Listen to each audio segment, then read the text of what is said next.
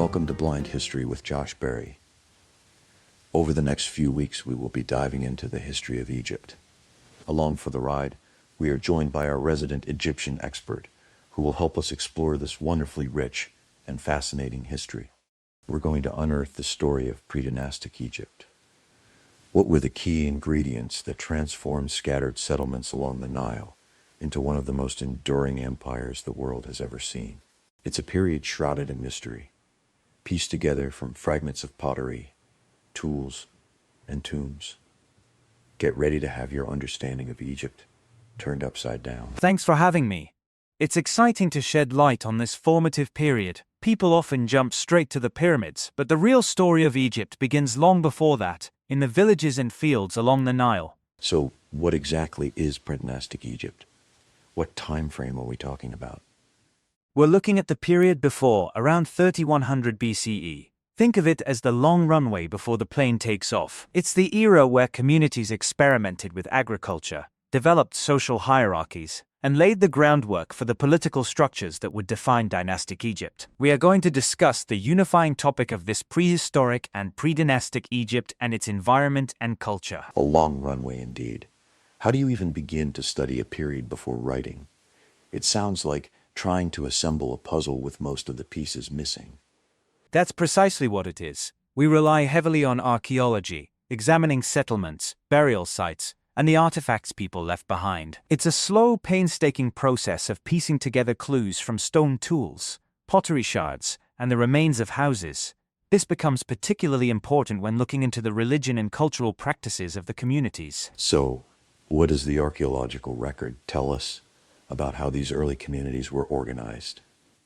Initially, we see small, scattered camps of hunter-gatherers, but as the Sahara Desert dried out, people increasingly concentrated near the Nile, and that's where things start to change. Over time, we see a shift towards more permanent villages, the development of agriculture, and the emergence of social distinctions. Social distinctions? That sounds like the beginning of inequality. How did that manifest itself? One of the clearest indicators is in the cemeteries. In the early phases, graves are relatively simple and similar, but later on you start to see much larger, more elaborate tombs, with richer grave goods, pottery, jewelry, tools made from imported materials. It's clear that some people had access to far more resources than others.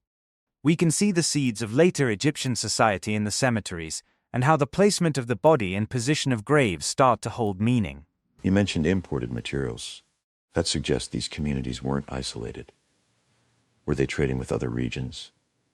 Absolutely. Pre-dynastic Egypt was part of a wider regional network. They traded with communities to the south, in what is now Sudan, for gold, ivory, and exotic animal products. To the northeast, they looked towards the Sinai Peninsula and the Levant for copper and timber. Controlling access to these trade routes became a key source of power for local leaders. So control of resources and trade fueled the rise of these elites. It sounds like the next step would be competition and conflict. Exactly. The late pre-dynastic period was a time of intensifying competition between these local centers. We see evidence of fortifications, weapons in graves, and artistic scenes depicting battles and bound captives. It's a far cry from peaceful farming villages. These signs of conflict are definitely a recurring element that begins to paint a vivid picture of the period. What did daily life look like for the average person during this time? Most people were farmers, growing cereals and tending animals. Life revolved around the Nile's annual flood cycle, which dictated the agricultural calendar. Houses were simple, functional, and arranged in clusters. Division of labor likely followed age and gender lines, with men handling fieldwork and women managing food preparation and childcare. It sounds like a hard life, but one intimately connected to the rhythms of the natural world. Absolutely. And that connection to nature is reflected in their beliefs. While they didn't yet have the fully formed pantheon of gods that we associate with dynastic Egypt, Ra, Osiris, Isis, and Horus, their roots lie in the beliefs and practices of these earlier communities. They experienced the Nile, the sun, and the desert as powerful forces, and those forces shaped their worldview.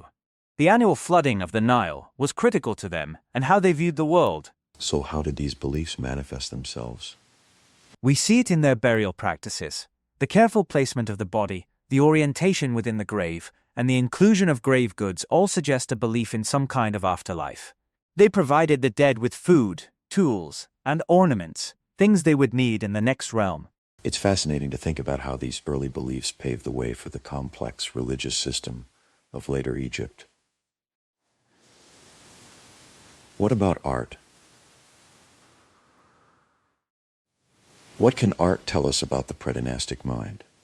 Because we lack written records, art becomes incredibly important. Pottery, stone palettes, and carved ivory are covered with images that offer clues into their worldview. Boats, for example, appear frequently. As the excerpt states, these images probably reflect the central role of rivercraft in transportation, trade, and perhaps ceremonial processions. That makes sense.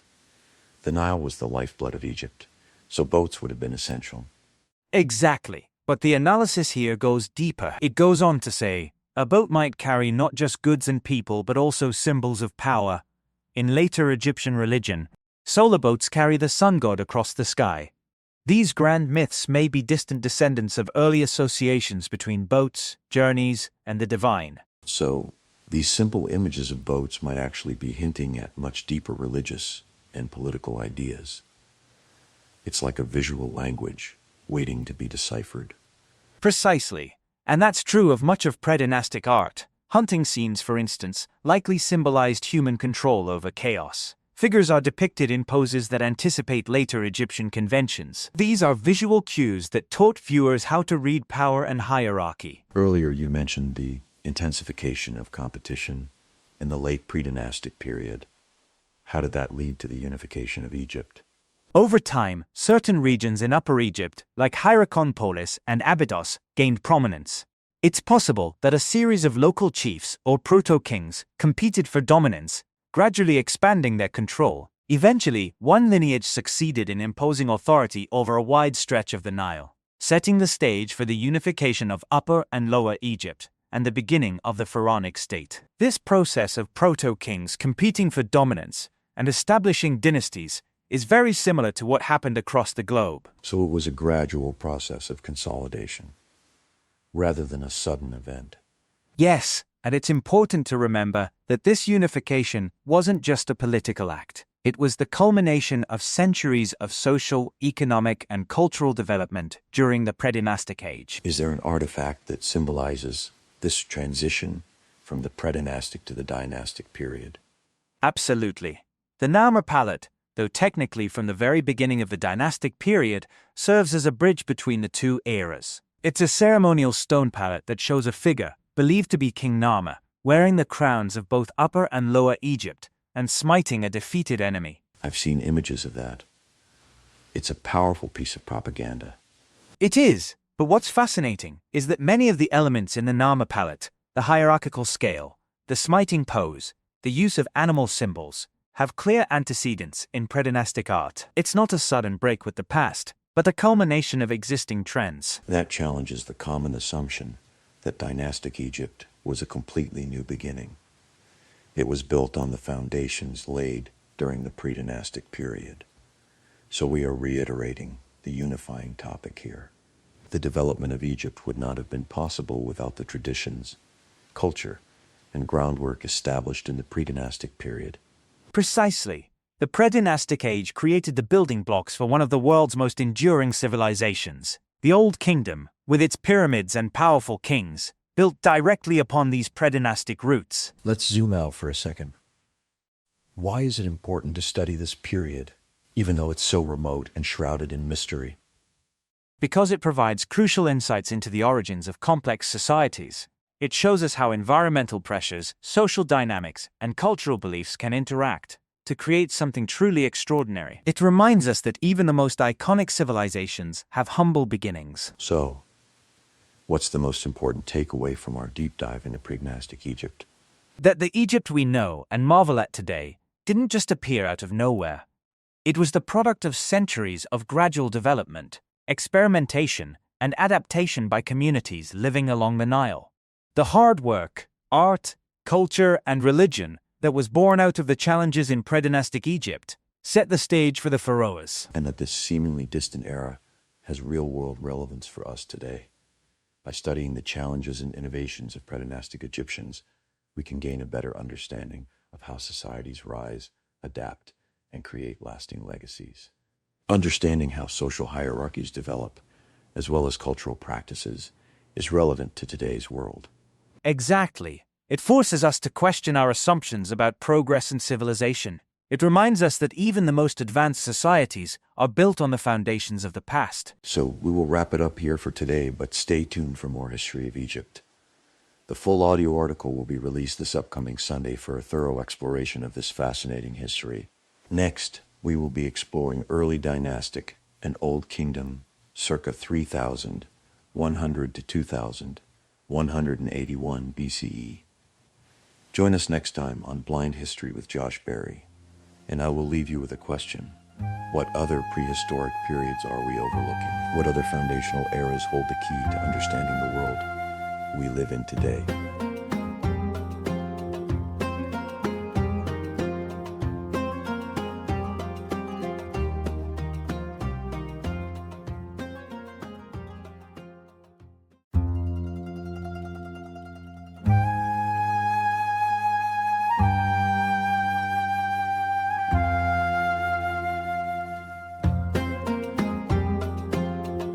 What does ancient Egypt conjure in your mind?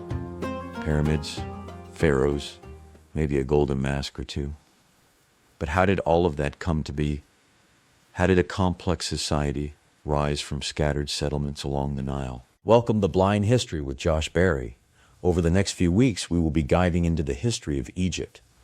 Along for the ride, we are joined by our resident Egyptian expert who will help us explore this wonderfully rich and fascinating history. Today we're diving deep into the early dynastic period and the Old Kingdom of Egypt, roughly from 3100 to 2181 BCE. We'll be exploring the political, social, and even environmental factors that shaped this civilization. With me is an expert in ancient history, ready to unpack it all. Welcome. Thanks for having me. It's a period of immense change and fascinating complexity, laying the groundwork for everything we think of as classic Egypt. So let's set the stage. We're talking about a period of over 1,000 years. What were the key ingredients that allowed a unified Egypt to emerge? Well, it wasn't a sudden thing. Think of it as a gradual consolidation of power. Before the dynasties, you had competing chieftains. But, over time, these evolved into larger, more complex social hierarchies. We see intensifying warfare, expanding trade, and, crucially, the development of shared symbols of authority. Shared symbols? Like what? Exactly. And this is where the idea of the pharaoh really takes hold. He wasn't just a political leader, he was a sacred figure, a bridge between the human realm, the gods, and the cosmic order. So, the pharaoh wasn't just in charge, he was the embodiment of order itself. Precisely. The Egyptians called it Ma'at, order, balance, and justice. The pharaoh's job was to uphold Ma'at against the forces of chaos. That's a heavy job description. It was. It meant performing rituals, leading military campaigns, or at least authorizing them, overseeing law, administration, and ensuring the gods got their due. The state, in essence, was a religious institution as much as a political one. It's fascinating how deeply intertwined those two concepts were. Now, I know there's a figure, a name, often associated with the unification of Egypt.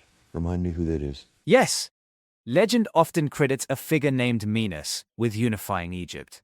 Now, whether Menes was a single person, a title, or a composite figure is still debated by historians. But archaeological evidence does point to rulers like Nama and his successors as key players in bringing Upper and Lower Egypt together. Upper and Lower Egypt. It's always struck me as counterintuitive that Upper Egypt is in the south. Can you clarify that? Of course, it's all about the flow of the Nile. Upper Egypt is upstream, and the higher elevations to the south, while Lower Egypt is the Nile Delta region in the north, closer to the Mediterranean. That makes perfect sense. So, with this unified kingdom under a pharaoh, how is the state actually structured? Imagine a pyramid, with the king at the very top. He's supported by a growing administrative system that trickles down through provincial officials all the way to village leaders. The country was divided into nomes, or districts, each with its own local traditions, but now integrated into this larger system. Think of it as a franchise model. A franchise model for ancient Egypt. I like that. So, how did they actually manage such a large territory? That's where the scribes come in. With the development of writing, these specialists became essential. They were the record keepers, tracking taxes, land ownership, deliveries of goods, religious dedications, everything. Writing, at this stage, was very much a tool of power. So, writing wasn't for literature or poetry just yet. Not primarily. It was mainly used on labels, stone monuments, seals, and ceremonial objects, closely associated with the king and his officials. It's about control and administration. Control through record keeping. That makes sense. Let's shift gears slightly. You mentioned the pharaoh needing to maintain order. Not. How did Egypt interact with the outside world during this period? That's a great question, because there's often this image of the Old Kingdom as being inward-looking, just focused on itself. But that's not entirely true. They maintained active contacts with neighboring regions. What did that look like? Egyptian expeditions ventured into Sinai to mine copper and turquoise, into the eastern desert for stone, and south along the Nile for gold, ivory, and other exotic goods. They weren't just sitting still. So, resource extraction was a big motivator. Absolutely. But it wasn't just about resources. These interactions also served an ideological purpose. They reinforced the image of the king as the ruler of not just the two lands, Upper and Lower Egypt, but beyond. A bit of ancient PR then? In a way, yes. Scenes of foreigners bringing tribute to the king appear in tombs and temples. It symbolized Egypt's place at the center of a larger world. Think about it. Controlling trade routes, extracting resources, projecting power, all of that testifies to the state's internal organization and the king's prestige. So, maintaining this image of power and control was essential for the pharaoh's legitimacy. Absolutely. And that brings us back to Maat. The pharaoh was the guarantor of order, not just within Egypt, but in relation to the world beyond. We have a picture of a powerful, centralized kingdom, actively engaged with its neighbors. But, as the saying goes, all good things must come to an end. What led to the decline of the Old Kingdom? Several factors seem to have converged. By the late 6th dynasty, you start seeing signs of strain within the system. One potential cause was environmental. Changes in climate and Nile flood levels may have disrupted agriculture, leading to food shortages and social unrest. The Nile being the lifeblood of Egypt, that would have been devastating. Exactly. And it wasn't just environmental. The concentration of wealth and power in the hands of provincial officials and temple estates likely weakened the central authority of the pharaoh. So, a decentralization of power. Precisely. As these local elites built more elaborate tombs and claimed grand titles, the image of the king as uniquely powerful began to erode. If local leaders start acting independently, the state's ability to mobilize labor and resources on a national scale diminishes. I can see how that would unravel the whole system. It sounds like the seeds of its own destruction were sown within its success. In a way, yes. Internal succession disputes or the rise of powerful court factions could have further destabilized the monarchy. Eventually, the centralized system that had sustained pyramid building and strong royal control simply couldn't function effectively anymore. And what did that breakdown look like? The Old Kingdom gave way to a period of political fragmentation and regional rule, often called the First Intermediate Period. Central control dissolved, and Egypt fractured. So, to recap, we've covered the rise and fall of the Old Kingdom. From competing chiefdoms to a unified state under a divine pharaoh, sustained by a complex administration and active engagement with the outside world, and then the slow decline due to environmental factors and the erosion of central power. We started by talking about the importance of the pharaoh in maintaining Maat, this concept of order. But that order wasn't just internal, it extended to Egypt's relationship with the world. It wasn't just about military might or resource extraction. It was also about projecting an image of power and stability. And that image was crucial for maintaining the pharaoh's legitimacy and the stability of the entire kingdom. Think about those scenes of foreigners bringing tribute. They weren't just about the goods themselves. They were about reinforcing the idea of Egypt as the center of the world, the source of order and prosperity. It's interesting to consider that the very things that made the Old Kingdom so successful, the centralized control, the focus on external engagement, also contributed to its downfall. The reliance on the Nile, the concentration of power, the need to maintain this image of invincibility, all of those became vulnerabilities. Exactly. It highlights the inherent fragility of even the most impressive systems. And it reminds us that even seemingly immutable concepts like order are constantly being negotiated and redefined. It sounds like this period offers a cautionary tale about the dangers of unchecked centralization and the importance of adapting to changing circumstances. Considering the information we've covered, what's a common assumption people make about ancient Egypt that this era challenges? I think many people assume that ancient Egypt was this static, unchanging civilization, focused solely on death and the afterlife. But the early dynastic period and the Old Kingdom show us a society that was constantly evolving, adapting, and actively engaged with the world around it. It was a period of immense innovation, both politically and socially. And now, please tell us, what date is this? So, it wasn't just about building pyramids and preparing for the afterlife. Not at all. Those were important aspects, of course, but they were part of a much larger, more dynamic picture. And all of this circles back to our core topic, the rise and fall of the Old Kingdom in ancient Egypt. What's one key takeaway you want listeners to remember? That the seeds of both success and decline are often sown simultaneously. The very factors that allowed Egypt to rise to such heights, centralized power, resource control, ideological projection, ultimately contributed to its vulnerability and eventual fragmentation. A lesson that resonates even today, whether we're talking about nations, corporations, or even our own personal lives. The things that make us strong can also be our Achilles heel. So, we will wrap it up here for today, but stay tuned for more history of Egypt. The full audio article will be released this upcoming Sunday for a thorough exploration of this fascinating history. Next, we will be exploring First Intermediate Period and Middle Kingdom, circa 2181 through 1060 BC, BCE.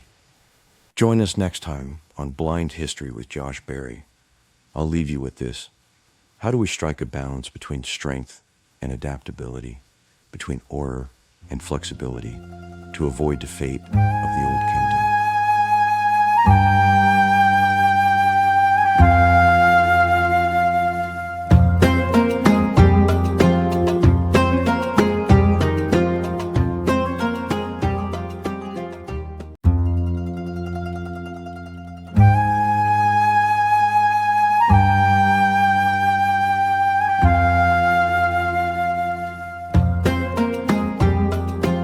What happens when a civilization collapses, and what can be rebuilt from the ruins?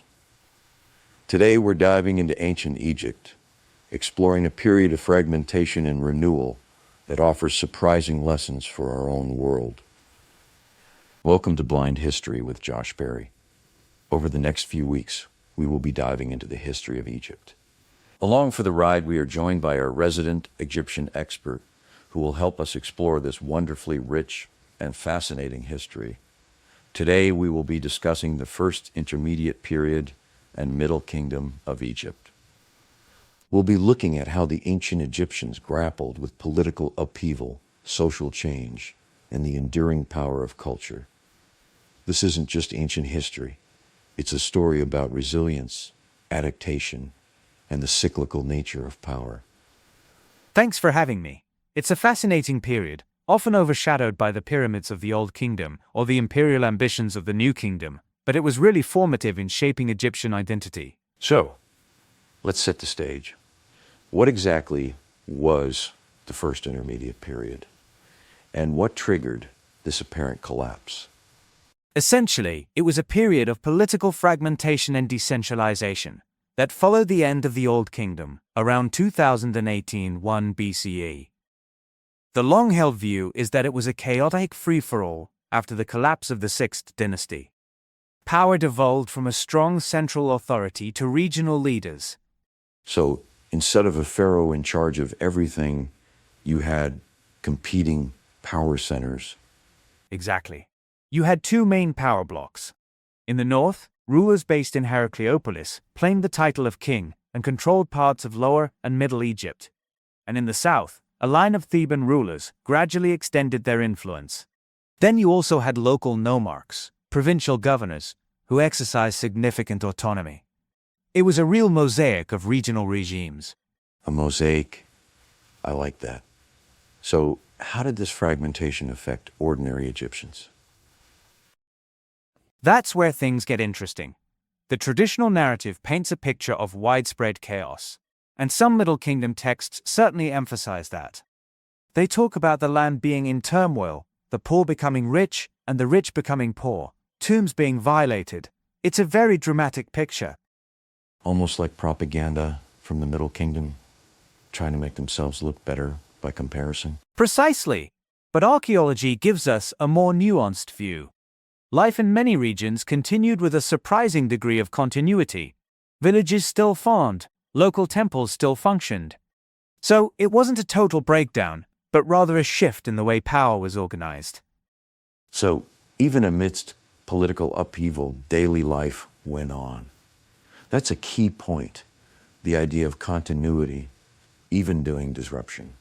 It really highlights the resilience of local communities and institutions.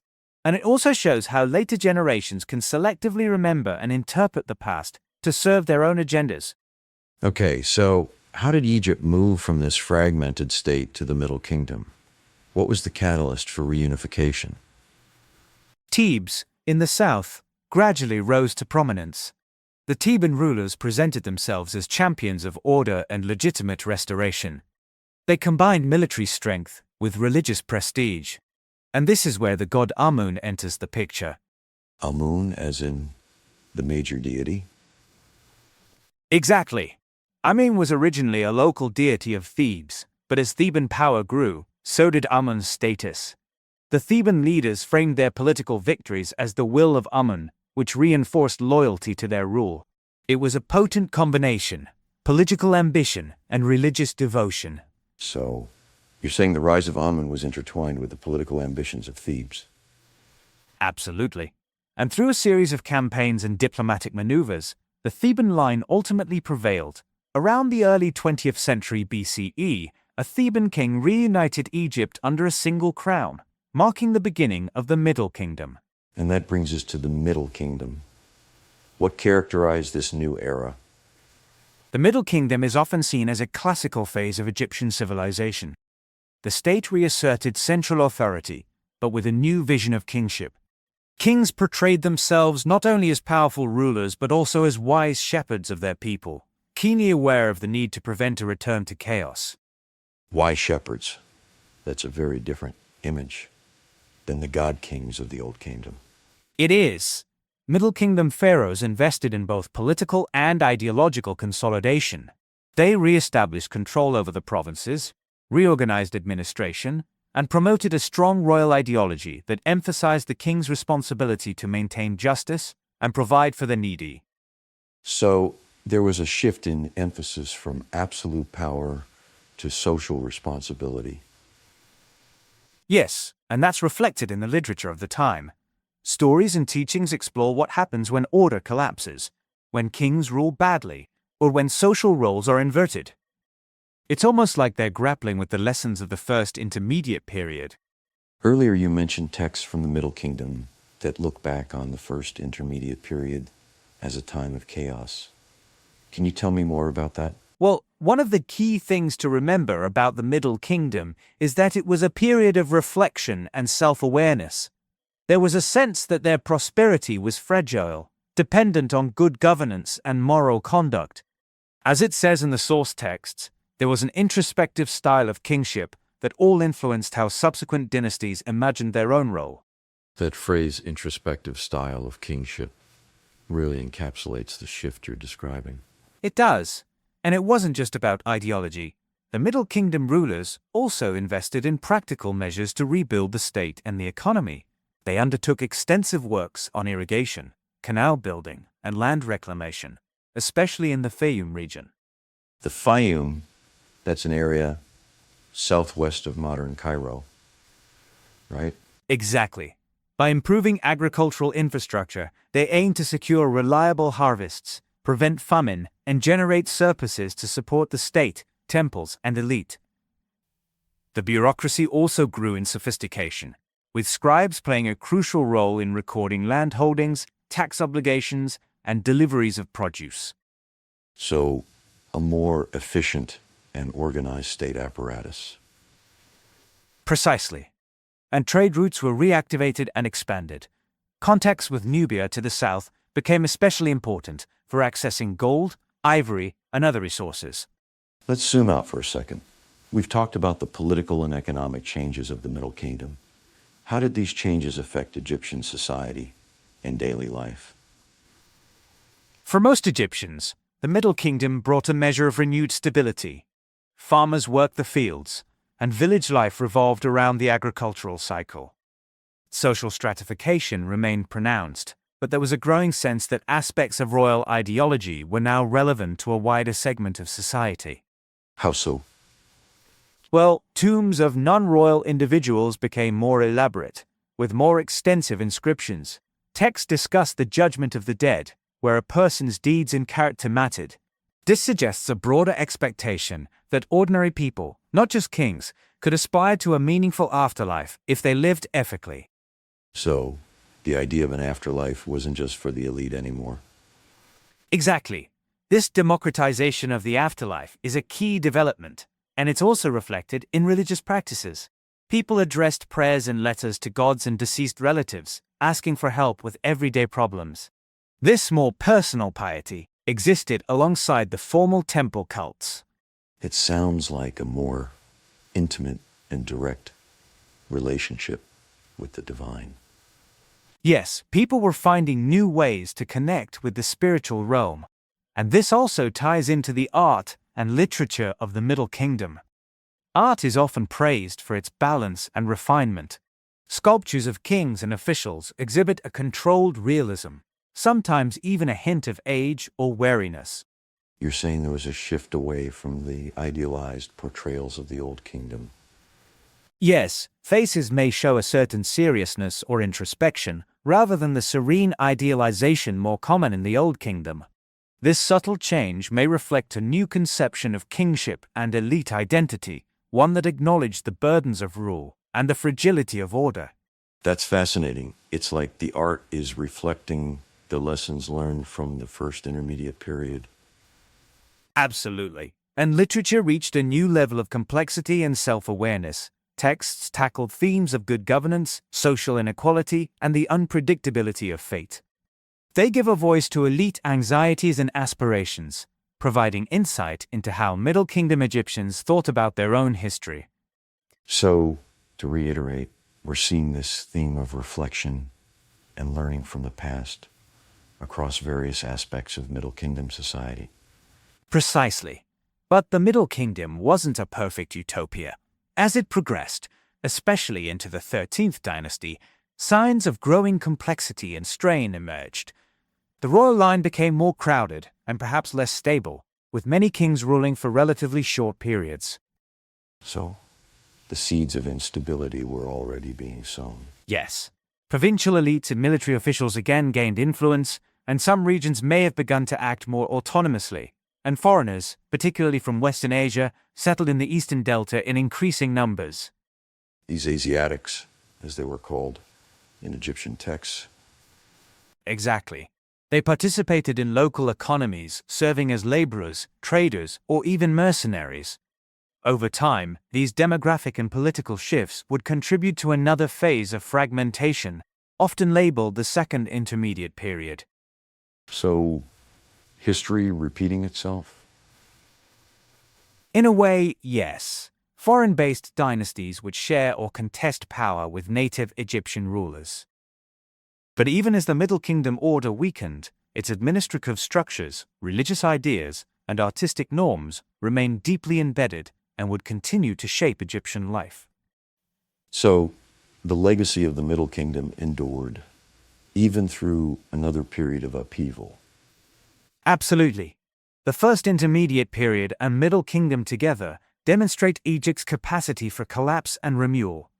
The breakdown of Old Kingdom centralization didn't erase Egyptian identity or institutions. Instead, it forced elites to rethink how power should be organized and justified. That's a really powerful takeaway. It's not just about the rise and fall of civilizations, but about the enduring power of culture and identity. And it's a reminder that even in times of chaos and fragmentation, seeds of renewal can be sown.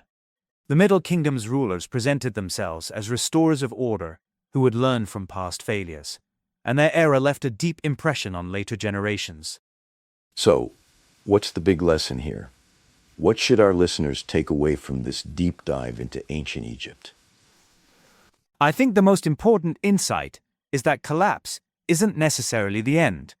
It can be a catalyst for change, a time for reflection and innovation. The Egyptians show us that even when things fall apart, it's possible to rebuild, to learn from the past, and to create a new vision for the future. And that's incredibly relevant for our own world today. We're facing so many challenges: political polarization, climate change, economic inequality. It's easy to feel overwhelmed. But the story of the First Intermediate Period and Middle Kingdom reminds us that even in the face of these challenges, we have the capacity to adapt, to innovate, and to create a more just and sustainable future. Exactly. The Middle Kingdom is a story about resilience and the enduring human capacity for reinvention. So, we will wrap it up here for today, but stay tuned for more History of Egypt. The full audio article will be released this upcoming Sunday for a thorough exploration of this fascinating history. Next, we will be exploring Second Intermediate Period in New Kingdom circa 1650 through 1069 BCE. Join us next time on Blind History with Josh Berry. And I will leave you with this as we reflect on this era of collapse and renewal in ancient Egypt. Let's consider what lessons can we draw from their experience as we navigate our own era of rapid change and uncertainty. How can we ensure that our own Middle Kingdom is one that truly benefits all?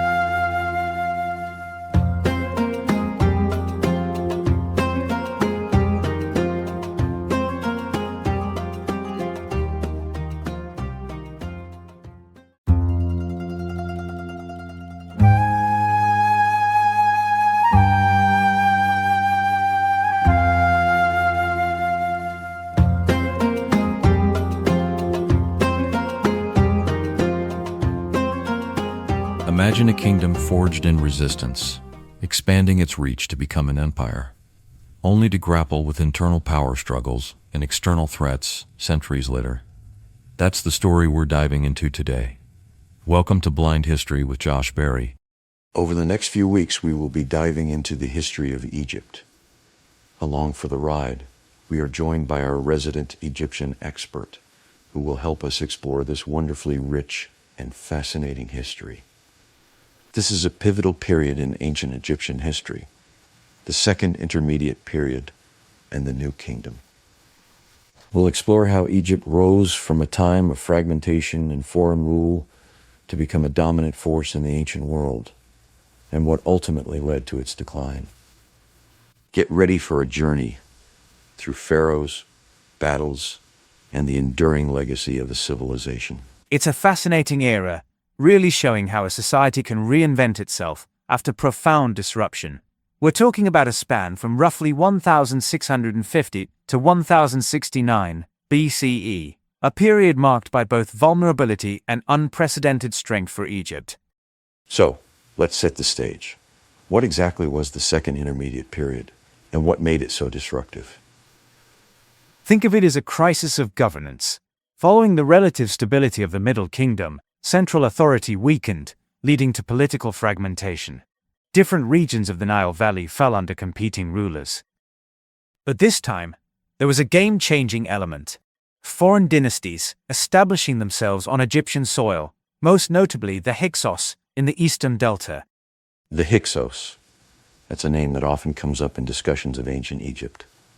Who were they, and what was their impact? They were likely a confederation of peoples from the Levant and surrounding regions. They didn't just waltz in and conquer everything overnight. Instead, they gradually settled in the eastern delta, initially as traders, herders, and mercenaries. As central control from Memphis and Thebes eroded, these communities consolidated their power. So it was a more gradual takeover than a sudden invasion. Exactly. And they were smart about it. They adopted many aspects of Egyptian culture while maintaining their own traditions. They ruled from a capital in the northeastern delta and controlled much of Lower Egypt, including valuable trade routes. Their exact origins are still debated, but they introduced military and technological innovations, like the horse-drawn chariot and improved bronze weaponry. Chariots, that must have been a significant advantage on the battlefield. Absolutely. It revolutionized warfare in the region. We'll see later how the Egyptians themselves adopted and adapted these technologies to their own military doctrine. In fact, let's introduce the older painting in the region, Kona, in the 25th century, and the equivalent of the Second Frenchman, was all the world love. We can think about this whole period in terms of adaptation. Egypt was constantly adapting to new challenges, new technologies, and new cultural influences. We'll see that play out again and again. Adaptation. I like that as a lens. So, how did the native Egyptians react to Hyksos rule? Well, native Egyptian dynasties survived in the south, particularly around Thebes. Tensions between the Theban rulers and the Hyksos intensified over time, fueled by competition for territory, trade, and ideological supremacy. This eventually led to open war. Thebes, rising again as a center of resistance. What was the turning point in this conflict? The Theban kings gradually pushed northward, forging alliances, mobilizing troops, and, crucially, adopting those new military technologies we just mentioned. Warfare became more mobile and sophisticated. Through successive campaigns, they eroded Hyksos control, eventually capturing their delta strongholds. And this victory marked the end of the Second Intermediate Period and the beginning of the New Kingdom, right? Precisely. It was a foundational moment. As the text says, this victory became foundational for the ideology of the New Kingdom. Egypt had thrown off foreign domination and reasserted its destiny as a unified, powerful state. That's a powerful statement. What are the key points there, and what are the implications? The key is that the experience of foreign rule left a deep scar. The New Kingdom rulers were determined to prevent a repeat of the Hyksos episode. The implication? They pursued a more aggressive foreign policy, pushing Egypt's frontiers outward, rather than relying on natural borders alone. It flipped their whole strategic outlook. So, fear of invasion shaped their imperial ambitions? Absolutely. And it wasn't just fear, it was also about control of resources and trade routes. The New Kingdom kings campaigned into Nubia in the south, securing gold mines and trade routes, and into the Levant in the northeast, establishing vassal states and extracting tribute. We're talking about a transformation from a regional power to a major empire. Exactly. The pharaoh was no longer just king of the two lands, he was also a great conqueror and international statesman, dealing with other great kings on relatively equal terms in letters and treaties. The New Kingdom became a true empire. Earlier you mentioned the adoption of new military technologies. How did the Egyptian army evolve during this period? It became a more professional force, with divisions, foreign contingents, and specialized units such as charioteers. Military service offered a path to advancement for commoners and foreigners alike, further intertwining Egypt's internal society with its imperial ventures. So, empire building had a social impact as well. Undeniably, it created opportunities for social mobility and brought new cultures and ethnicities into Egyptian society. It's that adaptation theme again. The New Kingdom was a melting pot. even as its rulers tried to maintain a sense of Egyptian distinctiveness and superiority. Let's zoom out for a second. What role did religion play in the rise and maintenance of the New Kingdom? Religion was absolutely central. Thebes, which had been the heart of resistance during the Second Intermediate Period, became the religious and ideological capital of the New Kingdom. The god Ammon, elevated by the Theban dynasties, merged with the sun god as Ammon-Ra and rose to the apex of the Egyptian pantheon. Amun-Ra, the king of the gods. How did this elevation of Amun affect Egyptian society? It had a profound impact. The main temple at Karnak expanded into a vast complex, and New Kingdom pharaohs poured resources into Ammon's cult, crediting him with their military victories and political legitimacy. They presented themselves as chosen by Ammon, sometimes depicting the god fathering them in symbolic scenes that emphasized their divine right to rule. So, religion was used to legitimize royal power? Unquestionably, huge donations of land, goods, and labor to the Temple of Ammon and his priesthood made the religious establishment extremely powerful and wealthy. The city of Thebes itself was reshaped by royal patronage, with temple complexes providing the stage for elaborate festivals that reaffirmed the bond between God, king, and people. It sounds like a mutually beneficial relationship between the pharaohs and the priesthood. For the most part, yes. But this concentration of wealth and power in the hands of the Ammon priesthood would eventually become a challenge to royal authority, as we'll see when we discuss the decline of the New Kingdom. Now let's talk about some of the individual pharaohs who shaped this era. We have Hatshepsut, Akhenaten, Ramesses II, each with a distinct legacy. Hatshepsut is particularly fascinating because she stepped beyond the usual roles of queen and regent to rule as king in her own right. She commissioned magnificent monuments and sent expeditions to Put, demonstrating that Egypt's political system could, under certain conditions, accommodate a female king. And then there's Akhenaten, who initiated a radical religious and artistic transformation. Akhenaten is a fascinating outlier. Breaking with tradition, he elevated the Aten, the visible disk of the sun, as the supreme god, and moved the capital to a new city dedicated to this deity. Art under his rule departed from long-established conventions, depicting royal figures with elongated heads and rounded bellies. It was a complete upheaval.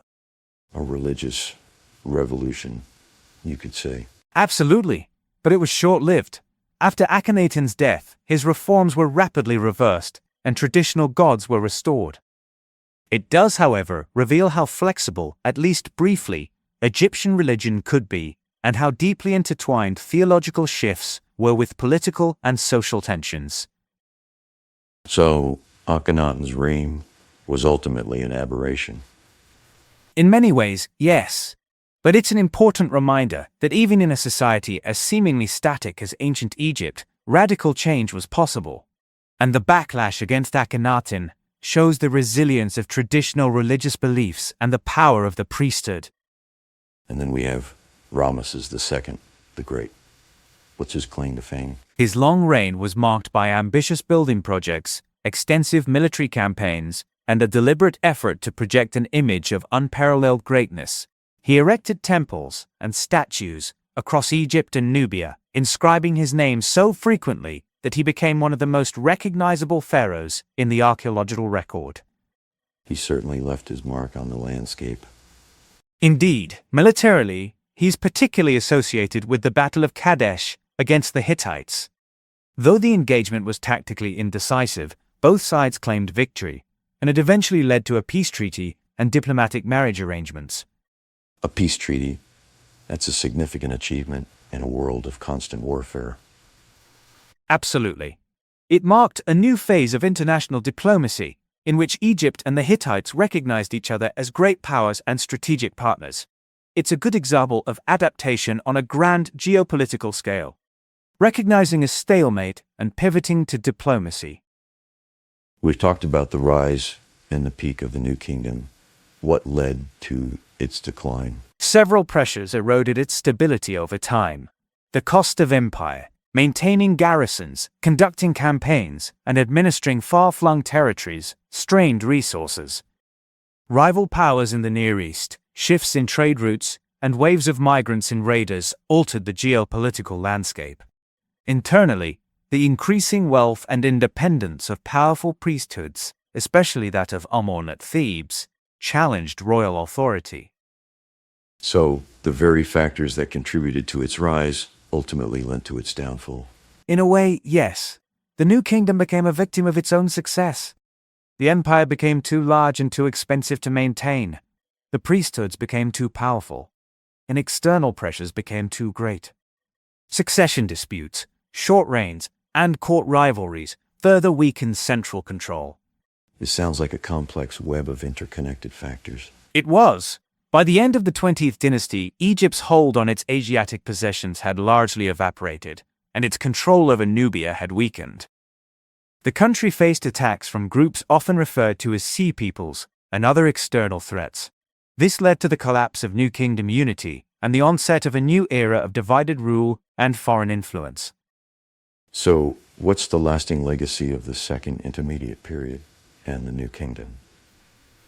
Together, they form a dramatic chapter in Egypt's history, from foreign domination and internal fracture to imperial expansion, cultural brilliance, and then gradual decline. The memory of expelling the Hyksos and the creation of an empire shaped Egyptian self-understanding for centuries. And that's why we still study this period today, right? Because it offers insights into the dynamics of power, the challenges of empire, and the resilience of culture.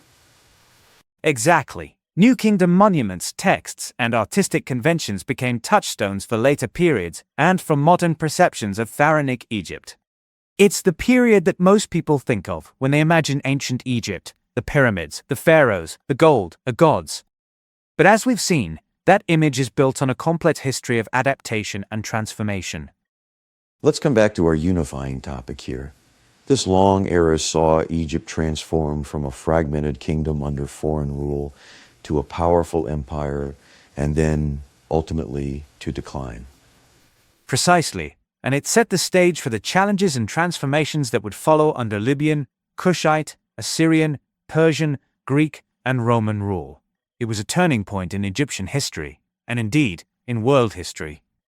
So, the big insight here is that even the most powerful empires are not immune to internal and external pressures. The new kingdom's rise and fall offer a cautionary tale about the costs of empire, the dangers of unchecked religious power, and the importance of adapting to changing circumstances. That's right. It underscores the cyclical nature of history and the enduring human struggle to create and maintain order in a chaotic world. And it's not just ancient history. We see echoes of these same dynamics in the world today. It really does feel like those lessons still resonate. So, we will wrap it up here for today, but stay tuned for more History of Egypt. The full audio article will be released this upcoming Sunday for a thorough exploration of this fascinating history. Next, we will be exploring late period Persian rule and Alexander the Great, and from Alexander to the early Ptolemies. Join us next time on Blind History with Josh Berry. I will leave you to consider this. How might understanding the rise and fall of the New Kingdom help us to better navigate the challenges and opportunities facing our own societies today? Is there a modern chariot that we are failing to adapt to?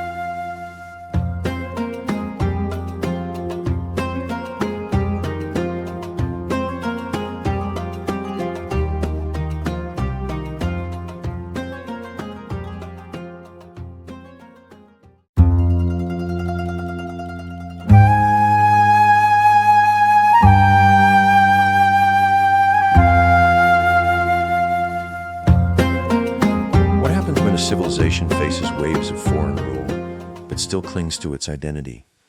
Today, we're diving into a period of ancient Egyptian history that's full of resilience, adaptation, and surprising cultural exchange. Welcome to Blind History with Josh Berry. Over the next few weeks, we will be diving into the history of Egypt. Along for the ride, we are joined by our resident Egyptian expert, who will help us explore this wonderfully rich and fascinating history. We will be maneuvering the complexities of late period Egypt. We'll be exploring how Egyptian culture persisted and even thrived amidst political upheaval and foreign influence. I'm excited to be here. It's a fascinating period, often overlooked, but crucial for understanding the long arc of Egyptian history and its interactions with the wider Mediterranean world. So, let's set the stage. What exactly defines the late period, and why is it significant? The late period generally refers to the time from the mid-7th century BE to the conquest by Alexander the Great in 332 BE. Think of it as a period of both crisis and creativity. Egypt wasn't always ruled by Egyptians. During this time, there were periods of Persian rule, for example. But even then, Egyptian culture found ways to adapt and endure. Adaptation is key, isn't it? It wasn't just about survival, it was about actively shaping their identity in a changing world. Let's talk about the Saite period. That was a particularly interesting time of intellectual and artistic revival, correct? Absolutely. The Site dynasty, in particular, saw a real renaissance. Even with the political pressures, there was a conscious effort to preserve and revive old traditions. And that preservation took a specific form, right? It wasn't just rote copying. Exactly. Scribes and priests played a vital role. They collected, edited, and recopied older religious and literary texts. Think of them as the guardians of Egypt's cultural memory. So, temples weren't just places of worship. They were also centers of learning and textual preservation. That's a great point. Precisely. They maintained sacred knowledge and passed down interpretive traditions, connecting current practices with ancient precedents. This is where we see a recurring element, the conscious effort to link the present with a glorious past. The architecture, the art, even the religious practices, all were designed to evoke a sense of continuity and legitimacy. You mentioned art. I understand there's a term for the artistic style of the Saite period. Yes, it's often described as archaizing.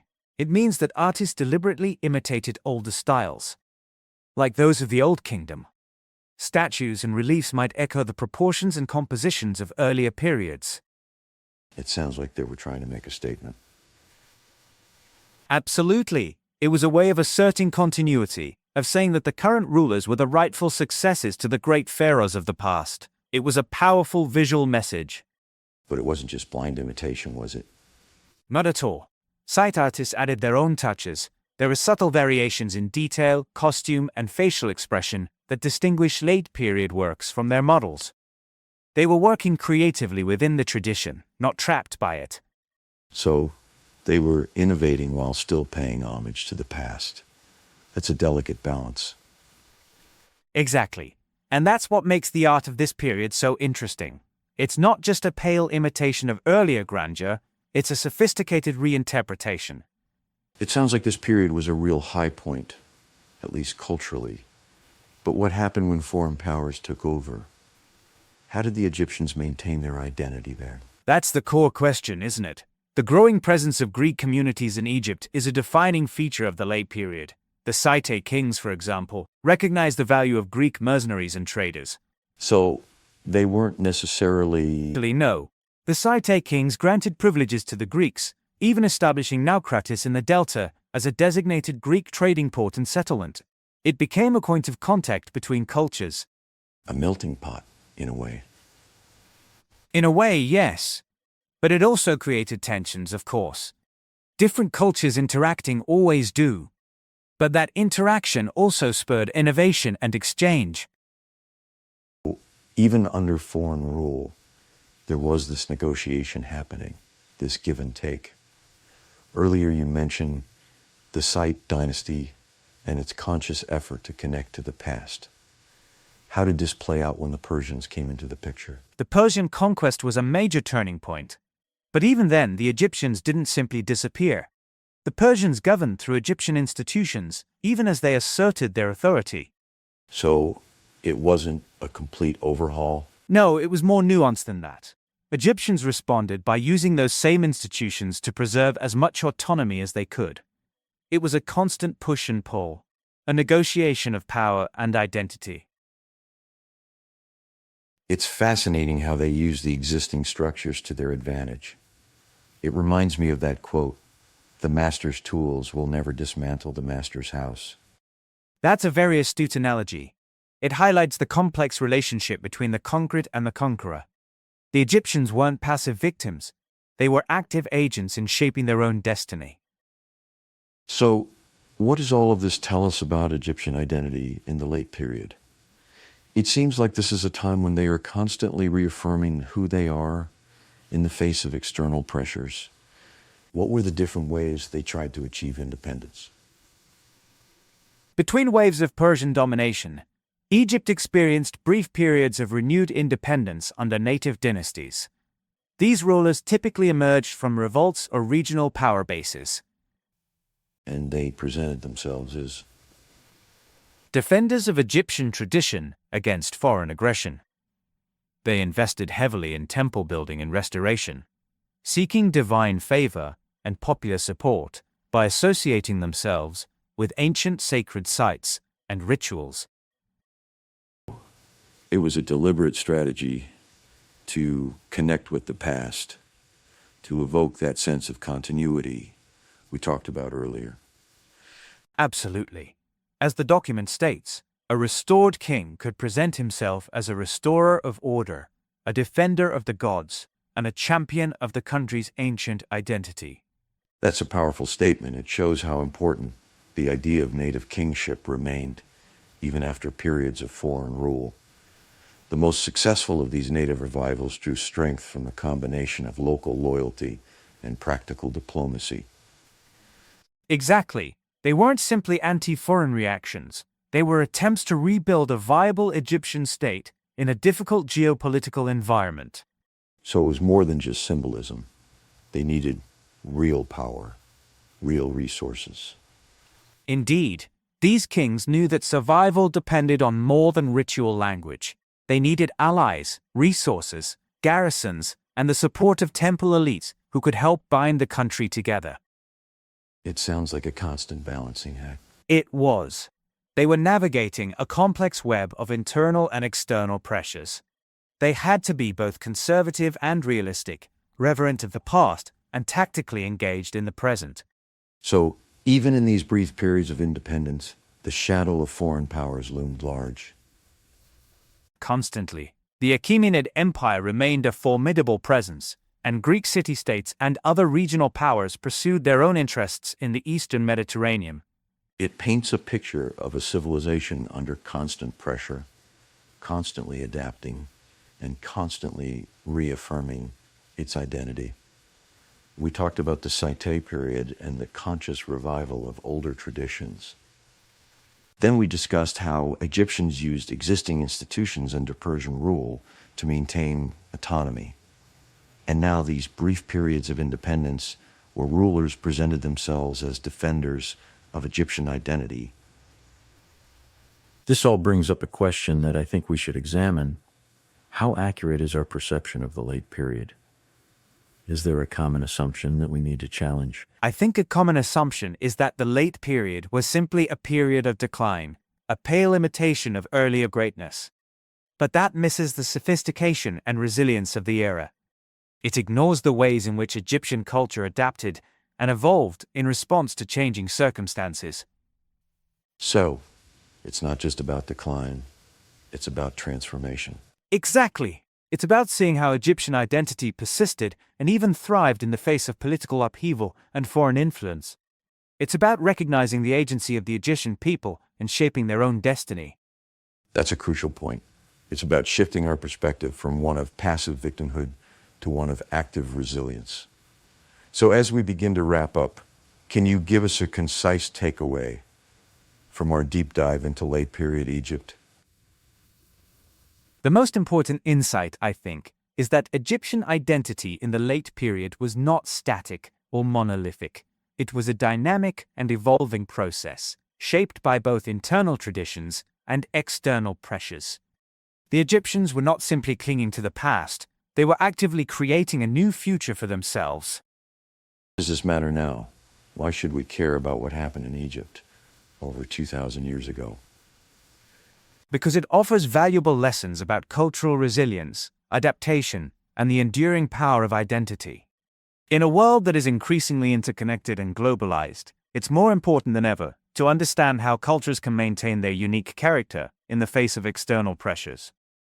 Egypt's story in the late period is a testament to the human capacity for survival, adaptation, and cultural innovation. That's a powerful message. We will wrap it up here for today, but stay tuned for more history of Egypt. The full audio article will be released this upcoming Sunday for a thorough exploration of this fascinating history. Next, we will be exploring Ptolemaic Egypt and Cleopatra VII. Join us next time on Blind History with Josh Berry. And I'll leave you with this. It makes you wonder what aspects of our own culture will endure, and how will they be transformed by the challenges of the future.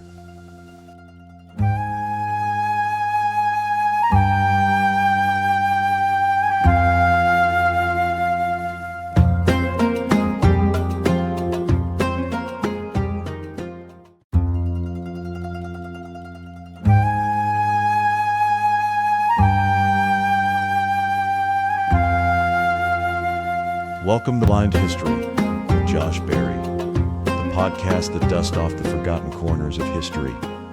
I'm your host, and today we're diving into a fascinating and often misunderstood era, Ptolemaic Egypt. And I'm thrilled to be your guide through this world where Greek ambition met Egyptian tradition. We're not just talking about Cleopatra, we're talking about the dynasty that shaped her and the world she inhabited. Exactly. It's easy to focus on the last dramatic act, but the Ptolemies were a long-running show full of innovation, intrigue, and ultimately decline. Our goal is to unpack that entire story. And to really understand how this unique kingdom blended cultures and left a lasting mark. So, where do we begin to understand the scope of Ptolemaic Egypt? Let's start with the dynasty's founder, Ptolemy I Soter, one of Alexander the Great's generals. After Alexander's death, he seized Egypt and declared himself king around 305 BCE. But his real achievement wasn't just conquest, it was institution building. He created a kingdom that outlasted Alexander's empire itself. Institution building is the key concept here. It wasn't just about military might, was it? Not at all. Ptolemy I was a master of appealing to different groups. To the Greek settlers, he offered familiar institutions and a sense of civic culture. But to the Egyptians, he presented himself as a pharaoh, respecting their gods and traditions. This dual approach gave his rule a flexibility that many other successor kingdoms lacked. So, a bit of a chameleon, adapting to different audiences. Precisely. And he reorganized Egypt's economy with remarkable rigor. Much of the land became royal domain, leased out under state supervision. Key goods like oil, papyrus, and salt were controlled through monopolies that generated enormous revenue. It was state control on a massive scale. You mentioned a dual approach and institution building. Let's make that a recurring element, the careful balancing act between Greek and Egyptian traditions. We'll see how that plays out, and sometimes unravels, as we go. Great idea. It's a constant tension throughout their history. By the time we get to someone like Ptolemy XII Auletes, Cleopatra's father, we see how that balancing act is really starting to wobble, doesn't it? Absolutely. He heavily relied on Roman backing, spending huge sums to secure his position. His nickname, Auletes, meaning flute player, hints at the perception of weakness and showmanship. A far cry from the shrewd political maneuvering of Ptolemy I. Exactly. Ptolemy XII's reign shows just how dependent Egypt had become on Rome.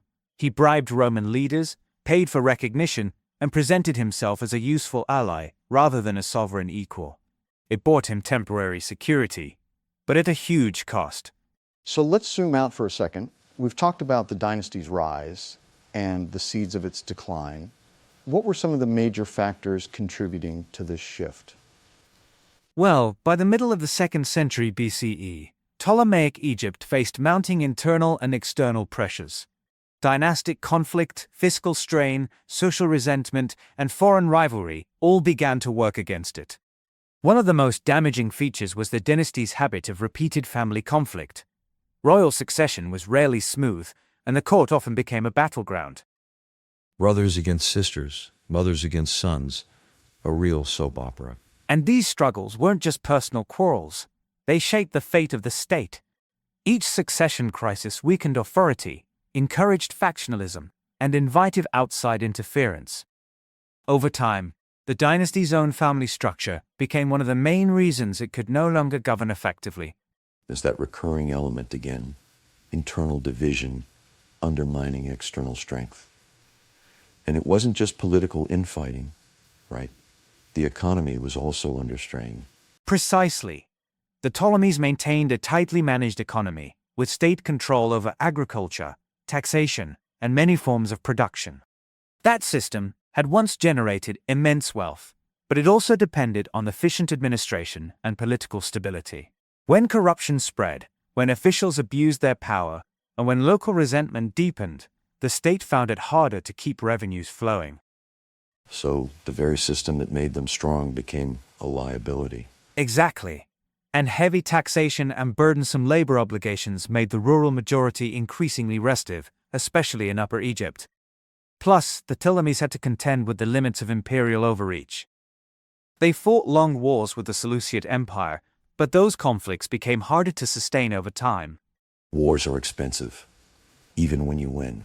Indeed, and by the later Hellenistic period, Rome had become the dominant power in the region.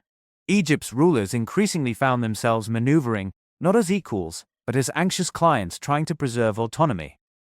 So, to reiterate, we're examining Ptolemaic Egypt as this unique experiment in blending Greek and Egyptian traditions and how that delicate balance shifted over time, leading to its eventual demise.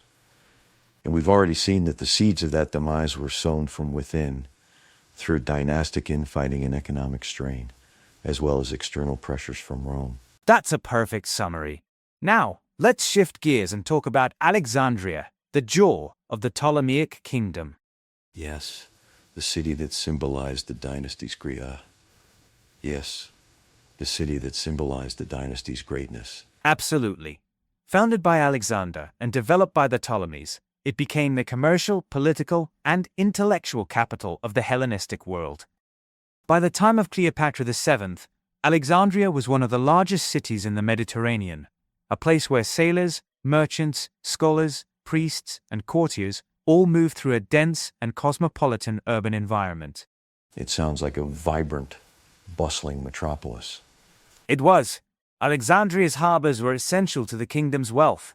Egypt's grain exports made the city a crucial node in Mediterranean trade, and its location allowed the Ptolemies to project maritime power. The city also served as the administrative heart of the dynasty. But it wasn't just about commerce and politics, was it? Alexandria was also a center of learning.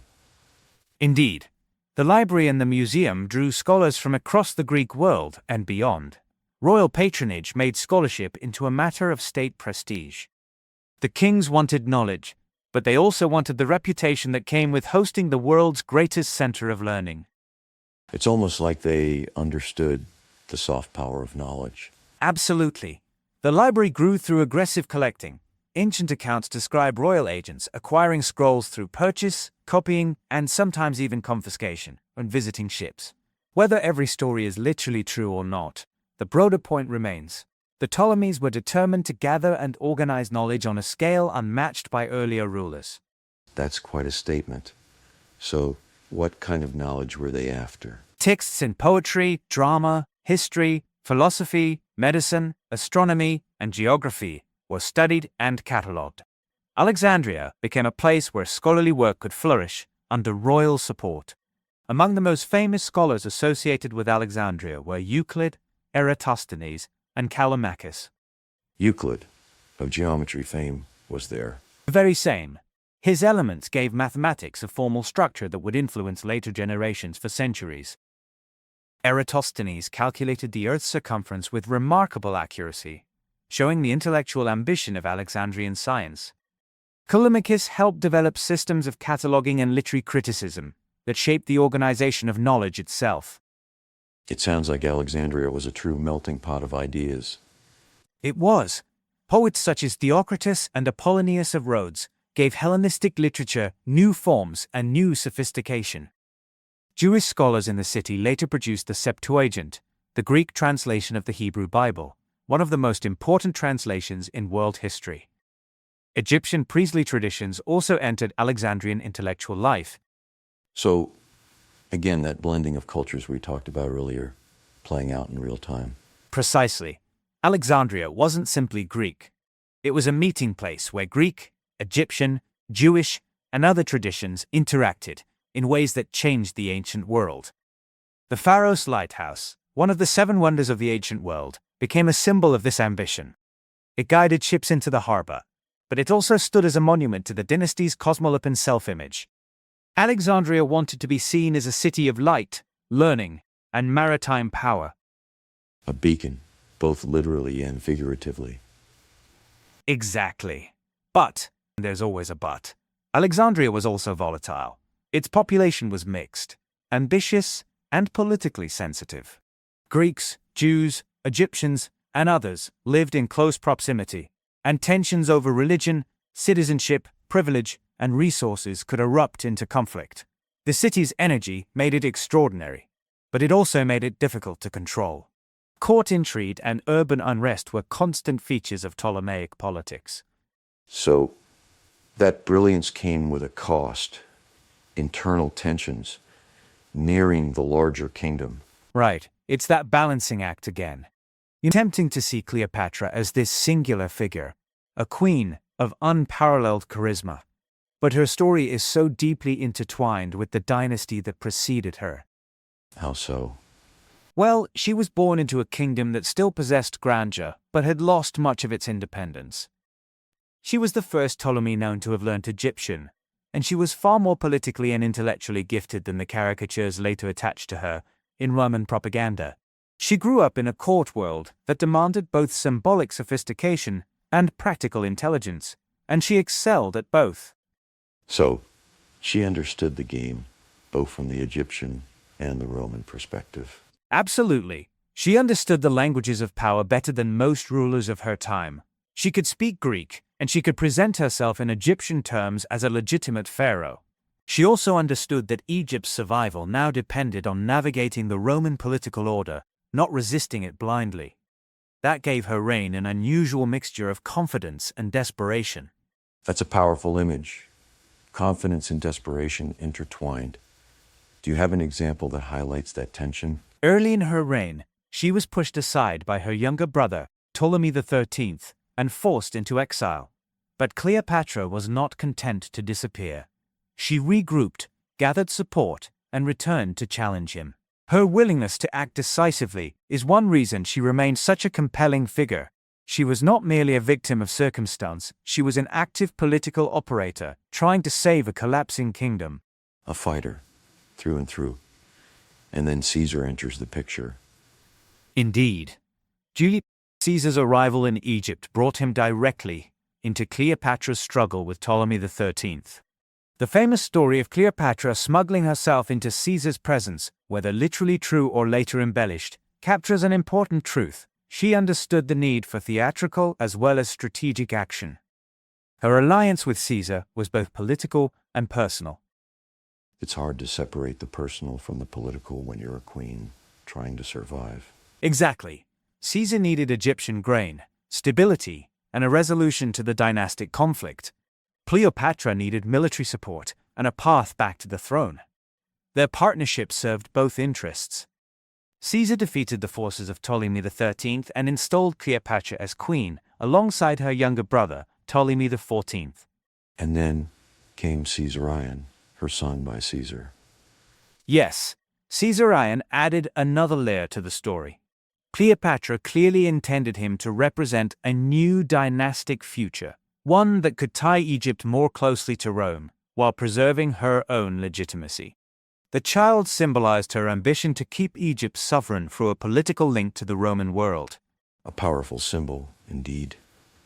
But, of course, Caesar's assassination changed everything. It did. Cleopatra returned to Egypt, determined to secure her position and protect Caesarion's future. Then Mark Antony appears, doesn't he? the next act in this grand drama. Their alliance had political origins, but it also grew into a partnership of shared interests and shared ambitions. Antony needed Eastern resources, and Cleopatra needed a protector powerful enough to defend Egypt against Roman rivals. Together, they imagined a political order in which Egypt and the eastern provinces could form a strong counterweight to the growing influence of Octavian. A bold vision challenging the Roman dominance. The famous meeting at Tarsus marked the beginning of this phase. Cleopatra presented herself with all the theatrical brilliance for which she became famous, arriving as a ruler who understood performance as a tool of diplomacy. Antony, like Caesar before him, was drawn into the political orbit of an extraordinary woman who knew how to stage power. It's easy to see why Roman propaganda painted her as a seductress, a dangerous Eastern queen. The donations of Alexandria, in which Antony granted territories and titles to Cleopatra and her children, were among the most controversial events of the age. Cleopatra's son Caesarion was named King of Egypt and the East, while her other children received lands and honors in the eastern Mediterranean. These grants were politically provocative because they seemed to transform the Roman East into a quasi-Ptolemaic realm under Cleopatra's influence. That must have been seen as a direct threat to Roman power. Absolutely. Roman propaganda seized on this. Octavian and his allies portrayed Cleopatra as a decadent foreign queen seducing Antony and threatening Roman order. The political conflict was framed as a moral one, a struggle between Roman discipline and Eastern luxury. That rhetoric helped turn the coming war into something larger than a dynastic contest. It became a civilizational drama in Roman eyes. And that brings us to the final act, Actium and the end of the dynasty. The final war between Antony and Octavian culminated in the naval battle of Actium in 31 BCE. Antony's fleet was defeated, and the political future of Egypt was effectively sealed. Cleopatra and Antony retreated to Alexandria, where they attempted to regroup, but the outcome had already become clear. A tragic ending for what was, for a time, a brilliant kingdom. Indeed, Antony's death and Cleopatra's suicide remain among the most famous moments in ancient history.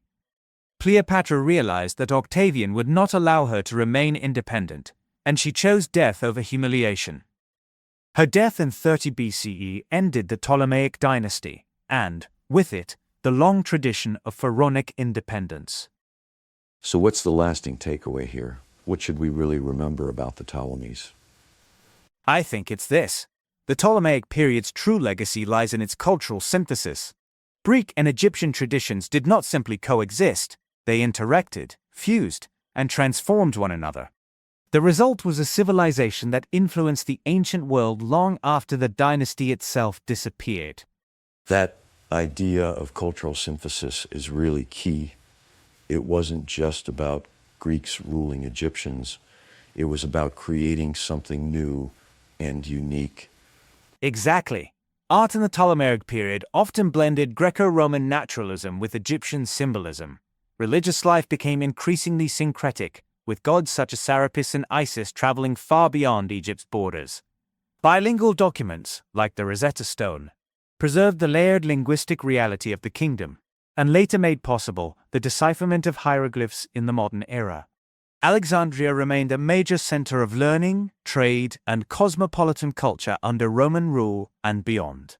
So, even in defeat, the Ptolemies left their mark on the world. Absolutely.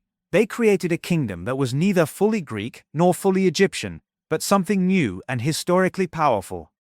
Even in decline, the Ptolemies proved that Egypt remained central to the imagination and politics of the Mediterranean world.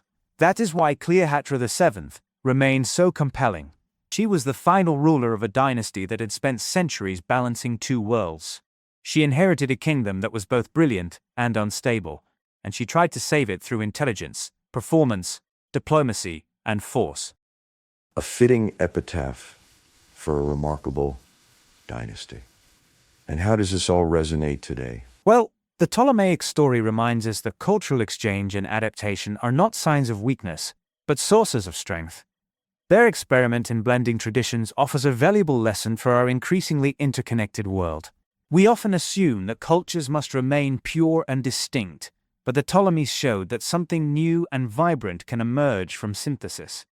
So, that carefully constructed blend can create something of lasting beauty and strength, even when it also creates inherent conflict. Precisely. They also show us that even the most powerful empires eventually decline, often due to internal divisions and external pressures. Their story is a reminder of the importance of adaptability, resilience, and the ability to bridge divides.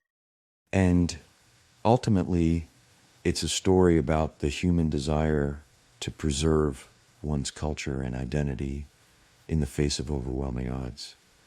It's a theme that continues to resonate across history. Indeed.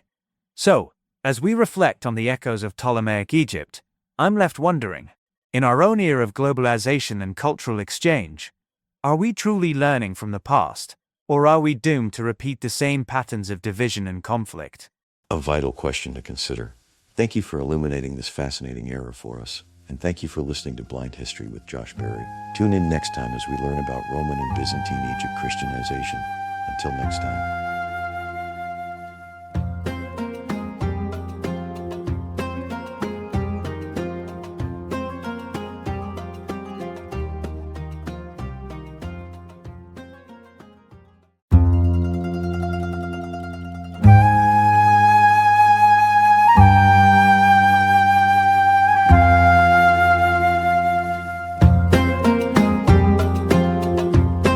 What happens when an empire, once mighty, begins to crumble? Today we're diving deep into a period of Roman history often overlooked, the 3rd century crisis and its long shadow over Egypt. Welcome to Blind History. Over the next few weeks, we will be diving into the history of Egypt. Along for the ride, we are joined by our resident Egyptian expert, who will help us explore this wonderfully rich and fascinating history. We'll be exploring how a perfect storm of economic collapse, plague, and political instability transformed one of Rome's most vital provinces, leaving a lasting impact on its people and their identity. We're not just talking about ancient history here. These themes of resilience, adaptation, and the forging of identity in the face of crisis resonate powerfully even today. Thanks for having me. It's a story with incredible drama, a real turning point. Egypt wasn't just some territory for Rome, it was the breadbasket, a vital strategic asset. So, when things started to go wrong there, it signaled much bigger problems for the entire empire. Let's set the stage. What were the initial cracks in the foundation that led to this 3rd century crisis in Egypt? Well, even before the big meltdown, there were tensions. Think about the early 3rd century and the Severan dynasty. They weren't exactly loved in Alexandria. There's this account of Caracalla, the emperor, visiting Alexandria and being so angered by the satirical plays mocking him that he unleashed his legions on the city, a brutal massacre, supposedly targeting the youth, the Epides. It was a sign of things to come, a disconnect between the rulers and the ruled. That's a chilling prelude. So this tension simmers, and then the Severan dynasty collapses. What happens next? That's when the real chaos begins. Imagine a 50-year period of unrelenting economic, military, and social upheaval. Hyperinflation is rampant. Emperors are debasing the currency to pay for endless civil wars, and the value of money plummets. Prices skyrocket, wiping out people's savings. It gets so bad that the economy starts to regress into a semi-barter system. A semi-barter system, so taxes are being collected in goods rather than money. Exactly. It's called anona, taxes paid in kind. But that's just one part of the problem. Then you have the plague of Cyprian hitting around the mid-3rd century. Some estimates suggest Alexandria lost over half its population. That's catastrophic for the workforce, for agriculture, for the whole economy. Half the population. It's hard to fathom that kind of devastation. You mentioned this perfect storm. So we have economic collapse and plague. What's the third element? Military instability. Egypt becomes a target. The Blemmyes tribes from Nubia are raiding the south, and then you have the Palmyrene Empire invading in 269 CE. Queen Zenoba, a formidable figure, seizes control of Egypt for a while. It's a period of constant warfare and disruption. Zenobia, her story alone could fill an entire podcast. But let's stay focused on Egypt. So, how does this crisis reshape Egyptian society? We're talking about the 3rd century crisis. But what are the long-term consequences? This is where it gets really interesting. The crisis doesn't just break things down, it also forces new identities and coping mechanisms to emerge. Think about the rise of Christianity in Egypt. It was already present, but the Diocletianic persecution in the early 4th century really solidifies a distinct Coptic identity. The Diocletianic persecution. That's a key turning point. What exactly happened? Diocletian, trying to restore order to the empire, launched a series of increasingly severe edicts against Christians. Churches were destroyed, scriptures were burned, and Christians were stripped of their rights, tortured, and even forced into labor camps. And this persecution paradoxically strengthens the Christian faith in Egypt? Absolutely. It forges a sense of shared identity and resilience. The martyrdoms of this era become central to Coptic identity. The Coptic Orthodox Church even dates its calendar from 284 CE, the year of Diocletian's accession, calling it the Anno Martyrum, the era of the martyrs. So, the Diocletianic persecution becomes a sort of ground zero for the Coptic calendar, a constant reminder of that era. Exactly. It's a powerful example of how persecution can inadvertently strengthen a group's sense of self. The Greek term for an Egyptian, Aegyptios, was gradually adapted into the Coptic self-designation Romaya, Romans in the spiritual, Christian sense. They saw themselves as a holy remnant who had endured to preserve their faith. Earlier, you mentioned the economic collapse and the shift to taxes being paid in kind. How did that affect the average Egyptian farmer or craftsman? It squeezed them relentlessly. Imagine you're a farmer, already struggling with plague and raids. Now, instead of selling your crops for money, which is losing value anyway, you have to give a portion directly to the state. It disrupts trade, it discourages innovation, and it makes it incredibly difficult to accumulate any wealth. So, it's a vicious cycle. Economic hardship leads to more instability, which leads to more hardship. Precisely. And it's not just the farmers, craftsmen, merchants, everyone is affected. The debasement of the currency basically destroys any trust in the system. People start hoarding goods, which further exacerbates the shortages. But zoom out for a second. We've talked about the economic, social, and religious impacts of the 3rd century crisis on Egypt. But how did this affect Egypt's relationship with the rest of the Roman Empire? It weakens it significantly.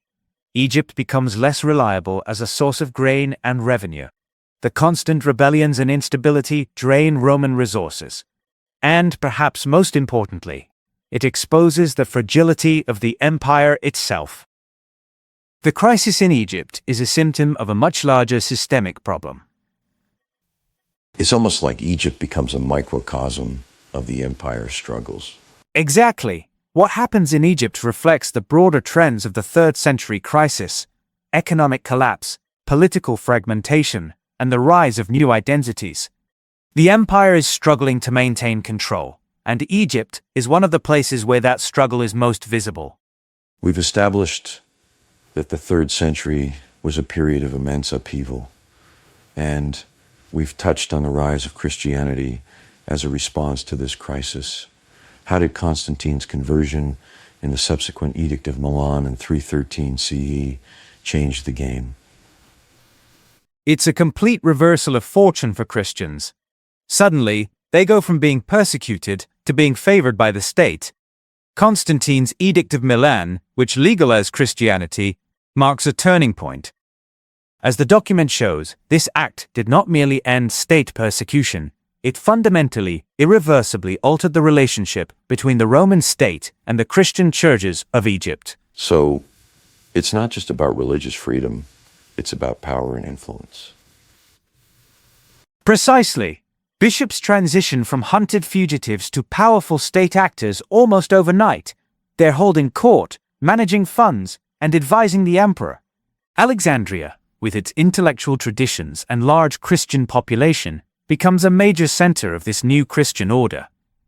Alexandria already had a rich history of theological debate, right? This period must have really amplified those discussions. Absolutely. The city's catechetical school, with its roots in theologians like Pantaleon and Clement of Alexandria, flourishes under state patronage. The legacy of Origen, whose allegorical approach to scripture shaped generations, continues to be debated. It's a time of intense intellectual and theological ferment. It sounds like Alexandria becomes a crucible where different interpretations of Christianity are being forged. That's a great way to put it. And it's not just about theology, it's about power, politics, and identity. The 3rd century crisis created a vacuum, and Christianity steps in to fill it, offering both spiritual solace and a new framework for understanding the world. We've talked a lot about the external pressures on Egypt during this period, the economic collapse, the plague, the invasions. But what about the internal dynamics? Were there any existing social or political tensions that were exacerbated by the crisis? Definitely. There was a long-standing divide between the Greek-speaking elite in Alexandria and the native Egyptian population in the countryside. The crisis widens this gap. The elite are better positioned to weather the storm, while the rural population bears the brunt of the economic hardship and the plagues. So it's a story of increasing inequality and social stratification. Exactly. And this inequality fuels resentment and unrest. There are rebellions and uprisings throughout the period, as the rural population struggles to cope with the crushing burden of taxation and the lack of resources. We've been circling around this idea, and now I want to state it explicitly. The unifying topic here is the transformation of Egypt during the 3rd century crisis, and how that crisis reshaped its economy, society, and identity. That's right. It's a pivotal moment in Egyptian history, one that has lasting consequences. It's a story of resilience, adaptation, and the forging of a new identity in the face of immense challenges.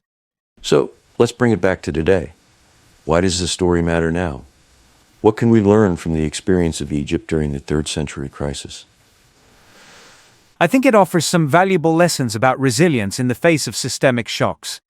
It shows how economic collapse, plague, and political instability can interact to create a perfect storm. And it highlights the importance of social cohesion and strong institutions in weathering these crises. Absolutely. And it also underscores the importance of identity and culture in providing a sense of meaning and purpose during times of upheaval. The Coptic identity that emerges from this period is a testament to the human capacity to find strength and resilience in shared values and beliefs. Right. When existing systems fail, people look for new ways to organize and understand the world. The rise of Christianity in Egypt is a prime example of that. The themes of resilience, adaptation, and the forging of identity in the face of crisis are incredibly relevant to us today. It's a story that reminds us that even in the darkest of times, human beings are capable of finding hope, meaning, and a path forward. Agreed. I think one of the key insights from this deep dive is that crises don't just destroy, they also create. They can force us to reevaluate our priorities, to build new institutions, and to forge stronger bonds with one another. So we will wrap it up here for today, but stay tuned for more history of Egypt. The full audio article will be released this upcoming Sunday for a thorough exploration of this fascinating history. Next, we will be exploring Islamic Egypt, from conquest to Mamluk Sultanate. Join us next time on Blind History with Josh Berry. And I want to leave our listeners with a question. What are the potential crises that we face today? And what kind of identity will we forge in response?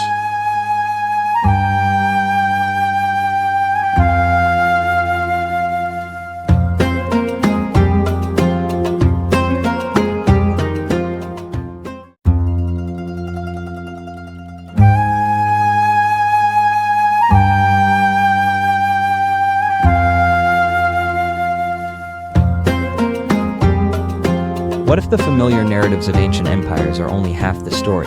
Today we're diving into a pivotal period in Egyptian history often overshadowed by pharaohs and pyramids. Welcome to Blind History with Josh Berry. Over the next few weeks, we'll be diving into the history of Egypt. Along for the ride, we are joined by our resident Egyptian expert, who will help us explore this wonderfully rich and fascinating history, from a Byzantine province to a cornerstone of the Islamic world. We'll be exploring the dynasties that shaped this transition, revealing the complex interplay of culture, religion, and power that laid the foundation for medieval Egypt. Thanks for having me. It's a fascinating period, really a crucible where the ancient world met new forces, and Egypt was forever changed. So we're looking at Egypt under Islamic rule before the Ottomans. What's the big picture here? It's a story of profound change. We often think of Egypt as this static, ancient land, but between the 7th and 10th centuries, it underwent a complete makeover. It shifted from being a neglected outpost of the Byzantine Empire to the very heart of the Islamic world. A total makeover, you say? What did that actually look like? Think language, religion, even the layout of cities. It was a painful, sometimes violent, but ultimately irreversible transition that set the stage for the great sultanates that followed. Let's zero in on the start of this transformation. How did the Arab conquest actually unfold? Well, by the 7th century, Egypt was ripe for change. Decades of war between the Byzantines and Persians had left the region devastated. Thus, the local Coptic population was deeply alienated by the Byzantine Empire's religious policies and heavy taxation. They were imposing the Chalcedonian doctrine on the local Miaphysite population. So it wasn't just a military conquest, but a shift in popular sentiment as well. Absolutely. The Arab armies, led by General Amr ibn al-As, arrived in 639 CE. They were relatively small in number, but incredibly mobile and adept at psychological warfare. They bypassed heavily fortified areas and focused on key strategic points. And it was a swift victory, as I understand? Surprisingly so. The Byzantines put up a fight, of course, but the local population offered little support. Amr's forces captured key fortresses like Babylon, and by 641, they had negotiated the Pact of Alexandria, which guaranteed religious freedom for the Copts in exchange for taxes. That's fascinating. Religious freedom in exchange for taxes. So, how did this Pact of Alexandria lay the groundwork for Islamic Egypt?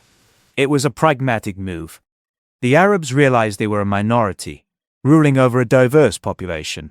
Instead of forcing conversions, they allowed religious freedom in exchange for a poll tax, the jizya, and a land tax, the kharaj. This ensured stability and a steady flow of revenue. And this is where we see the shift away from Alexandria? Exactly. Instead of ruling from the vulnerable coastal city of Alexandria, Amr established a new administrative center, Fustat, near modern-day Cairo. This marked a decisive shift inland, both geographically and politically. Fustat, that becomes a recurring element in this story, doesn't it? A center of power and later a prize to be fought over. Precisely. It's the nucleus from which Islamic Egypt would grow. Now let's fast forward a bit. How did the Umayyad Caliphate impact Egypt?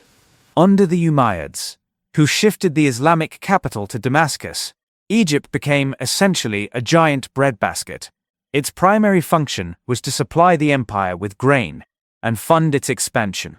So, less about culture and more about resources? Precisely.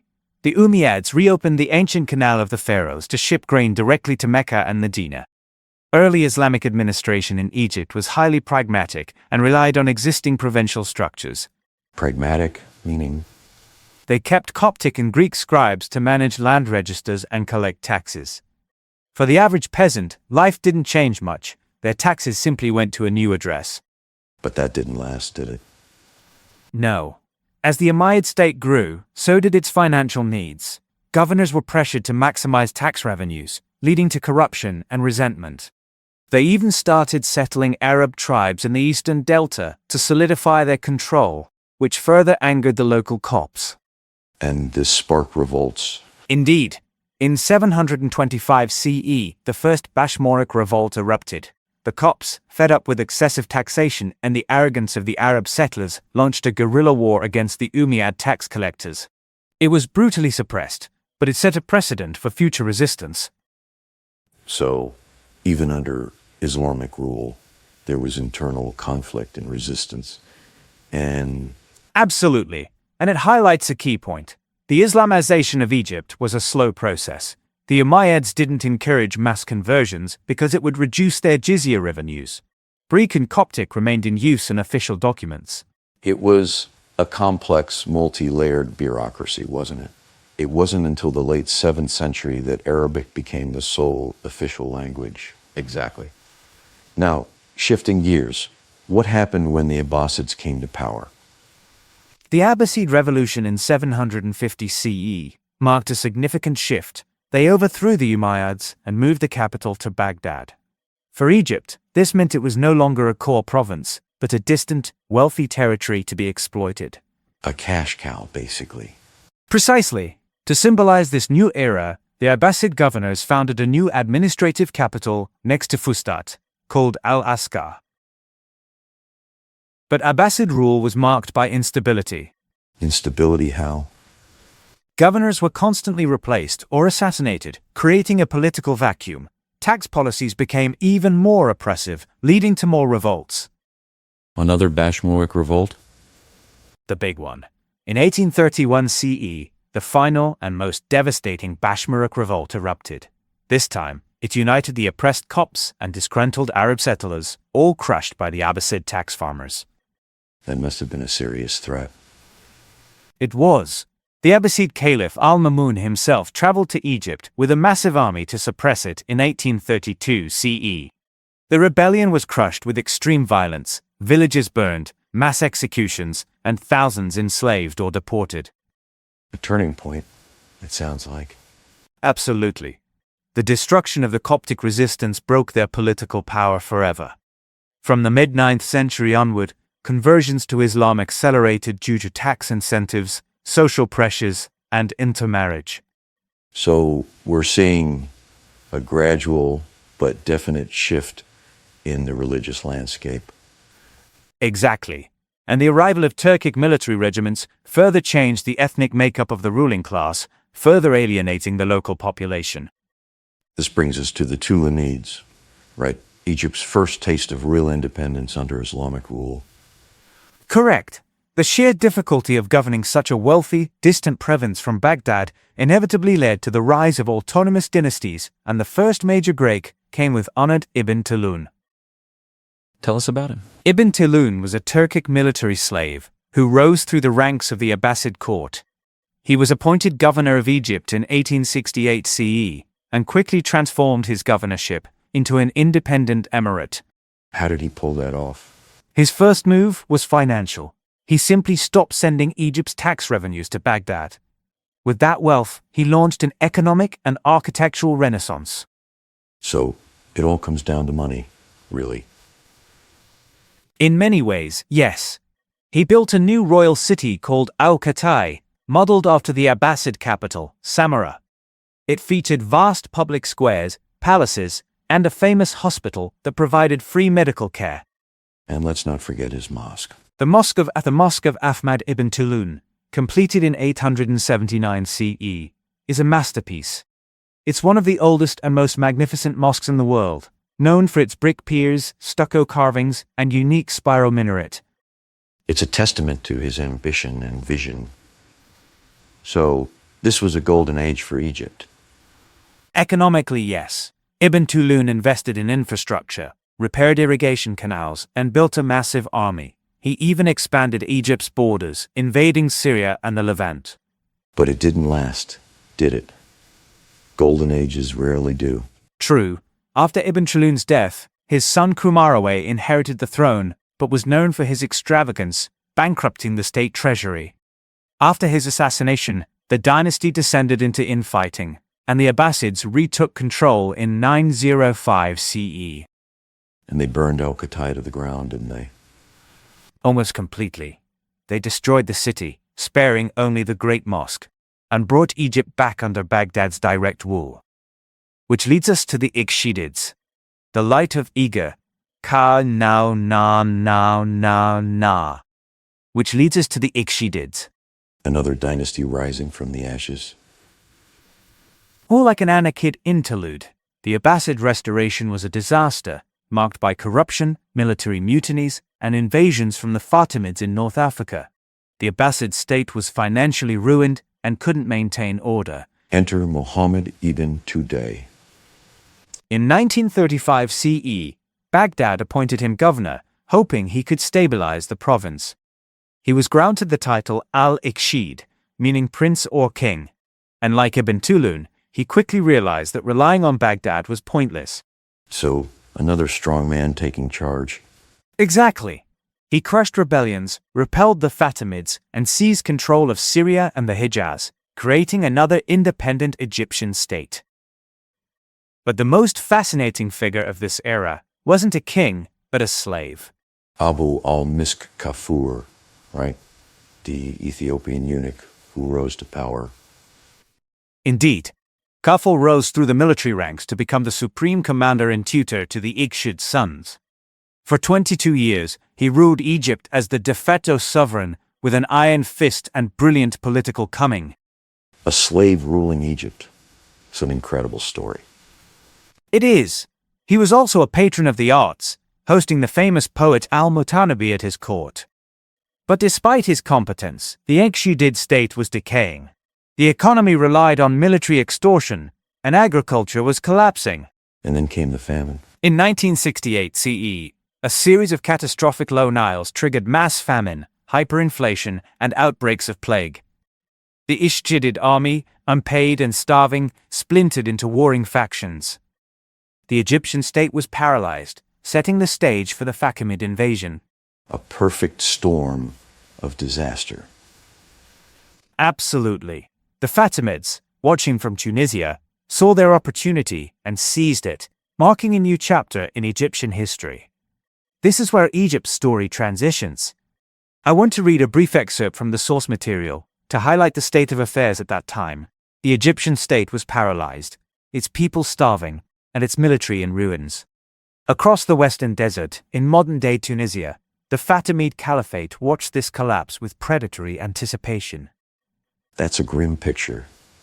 What strikes you about that quote? The phrase predatory anticipation is key. It encapsulates the opportunistic nature of the Fatimid invasion, preying on a state weakened by internal strife and natural disasters. It also underscores the power vacuum that existed in Egypt at that moment. And that power vacuum, as you say, was a recurring theme, wasn't it? From the Byzantines to the Umayyads to the Abbasids, Egypt was often a prize fought over by distant empires. Precisely. Now, let's jump to the Fatimid Caliphate. How did they change the game? In 1969 CE, the Fatimids, a Shia dynasty, marched into Fustat with little resistance. They negotiated a peace treaty, guaranteeing safety and religious freedom, and restored the food supply. So, a more benevolent approach than their predecessors? Initially, yes, but their most significant move was founding a new capital, Cairo. Cairo, Kahira, the victorious. A symbol of a new era. Exactly. Unlike Fustat, which had grown organically, Cairo was a planned city, a royal enclosure housing the caliph, his court, and the elite military guards. It was designed to project power and legitimacy. And Al-Azhar Mosque. Crucial. It was built to be the spiritual heart of the new capital, a training ground for Ismaili missionaries. Ironically, it would later become one of the most prestigious Sunni Islamic universities in the world. That's quite a twist of fate. How did the Fatimids manage to create such a prosperous era? They capitalized on global trade. As the Persian Gulf route became unstable, they redirected the Indian Ocean spice trade through the Red Sea, bringing immense wealth to Egypt. Smart move. And their religious tolerance? It was pragmatic. As a Shia minority, they promoted meritocracy over religious affiliation. A Jewish convert, Yaqub ibn Kilis, became the Fatimid vizier and restructured the state's tax system, making the Fatimid gold dinar the standard currency of the Mediterranean. So, a melting pot of talent and trade? Indeed, but this era of tolerance was interrupted by the reign of Al-Hakim. The Mad Caliph, as he's sometimes called. Al-Hakim was an erratic and terrifying ruler. He issued bizarre edicts, banned certain activities, and, most devastatingly, ordered the destruction of the Church of the Holy Sepulchre in Jerusalem in 1009 CE. That acted huge repercussions, didn't it? It sent shockwaves through Christendom and helped lay the groundwork for the First Crusade.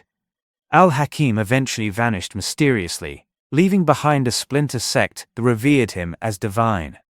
And after Al-Hakim, the decline? The Fatimid state began a long, agonizing decline. The caliphs became figureheads, while military viziers fought for power. The army turned the streets of Cairo into a battleground. Culminating in the Mustan Syria crisis. Yes, from 1065 to 1072 CE, a 7-year famine combined with military looting led to such severe conditions that some resorted to cannibalism. The crisis only ended when the Armenian general Badr al-Jamali was invited in as a military dictator. So, a descent in the chaos, mirroring some of the earlier periods we discussed. Precisely. It highlights a common assumption we often make about historical narratives, that progress is linear. The story of Islamic Egypt shows us that empires rise and fall, often repeating patterns of expansion, overreach, and internal conflict. That's a great point. It's easy to fall into the trap of thinking things only move forward. Before we wrap up, let's talk about the Ayyubids and Saladin. By the 12th century, the Fatimid state was caught between the Crusader kingdom of Jerusalem and the Summi Zengid dynasty of Syria. After a series of proxy wars, Saladin, a Kurdish general, seized control of Cairo in 1069 CE. And ended the Fatimid Caliphate. In 1171 CE, Saladin abolished the Fatimid Caliphate and restored Egypt's allegiance to the Abbasid Caliph in Baghdad, though in reality he founded his own empire, the Ayyubid dynasty. The Sunni Restoration. Exactly. Saladin purged Ismaili loyalists, transformed Fatimid palaces into Sunni colleges, and heavily sponsored the Shafi'i school of jurisprudence to re-educate the Egyptian populace. And he built the citadel of Cairo, a lasting symbol of his power. Indeed, recognizing Cairo's vulnerability, he ordered the construction of the citadel on the Mokattam Hills, a massive fortress intended to protect the city. And Egypt became the engine driving the war against the Crusaders. It all comes full circle, doesn't it? From being conquered to becoming a major power player. It does, and it highlights the resilience and strategic importance of Egypt throughout history. The land itself, its resources, and its people have always made it a key prize, and its leaders have adapted and innovated to maintain their power. So, to recap, we've journeyed through centuries of transformation, from Byzantine province to Islamic powerhouse, witnessing the rise and fall of dynasties, the clash of cultures, and the enduring spirit of Egypt. Exactly. We've seen how Egypt navigated religious transitions, economic shifts, and military conflicts, always adapting and reinventing itself. One quote comes to mind. Over the course of 3 centuries, Egypt transitioned from a heavily exploited, culturally alienated border province of the Byzantine Empire into the beating heart of the Islamic world. That really brings it all together. So, what's the key takeaway here? Perhaps the most important insight is understanding that the narrative of Islamic Egypt's early dynasties is not just about conquest and rule, but about cultural fusion and adaptation. It's a reminder that history is not a fixed script, but a dynamic process of change and reinvention. And why does this history matter today? Because it challenges our assumptions about cultural identity and historical progress. It reminds us that even seemingly stable societies are constantly evolving, shaped by internal conflicts and external forces. Understanding this complex past can help us navigate the challenges of our own rapidly changing world. So we'll wrap it up here for today, but stay tuned for more History of Egypt.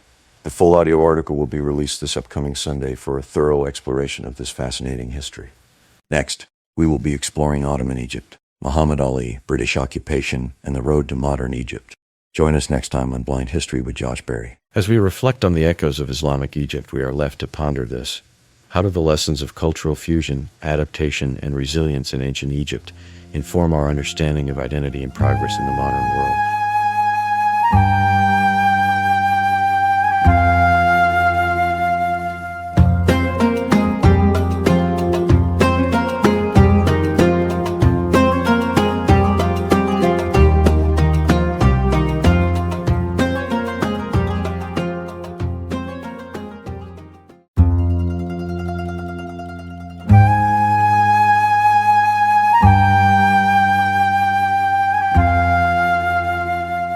Centuries of shifting power, foreign influence, and internal strife.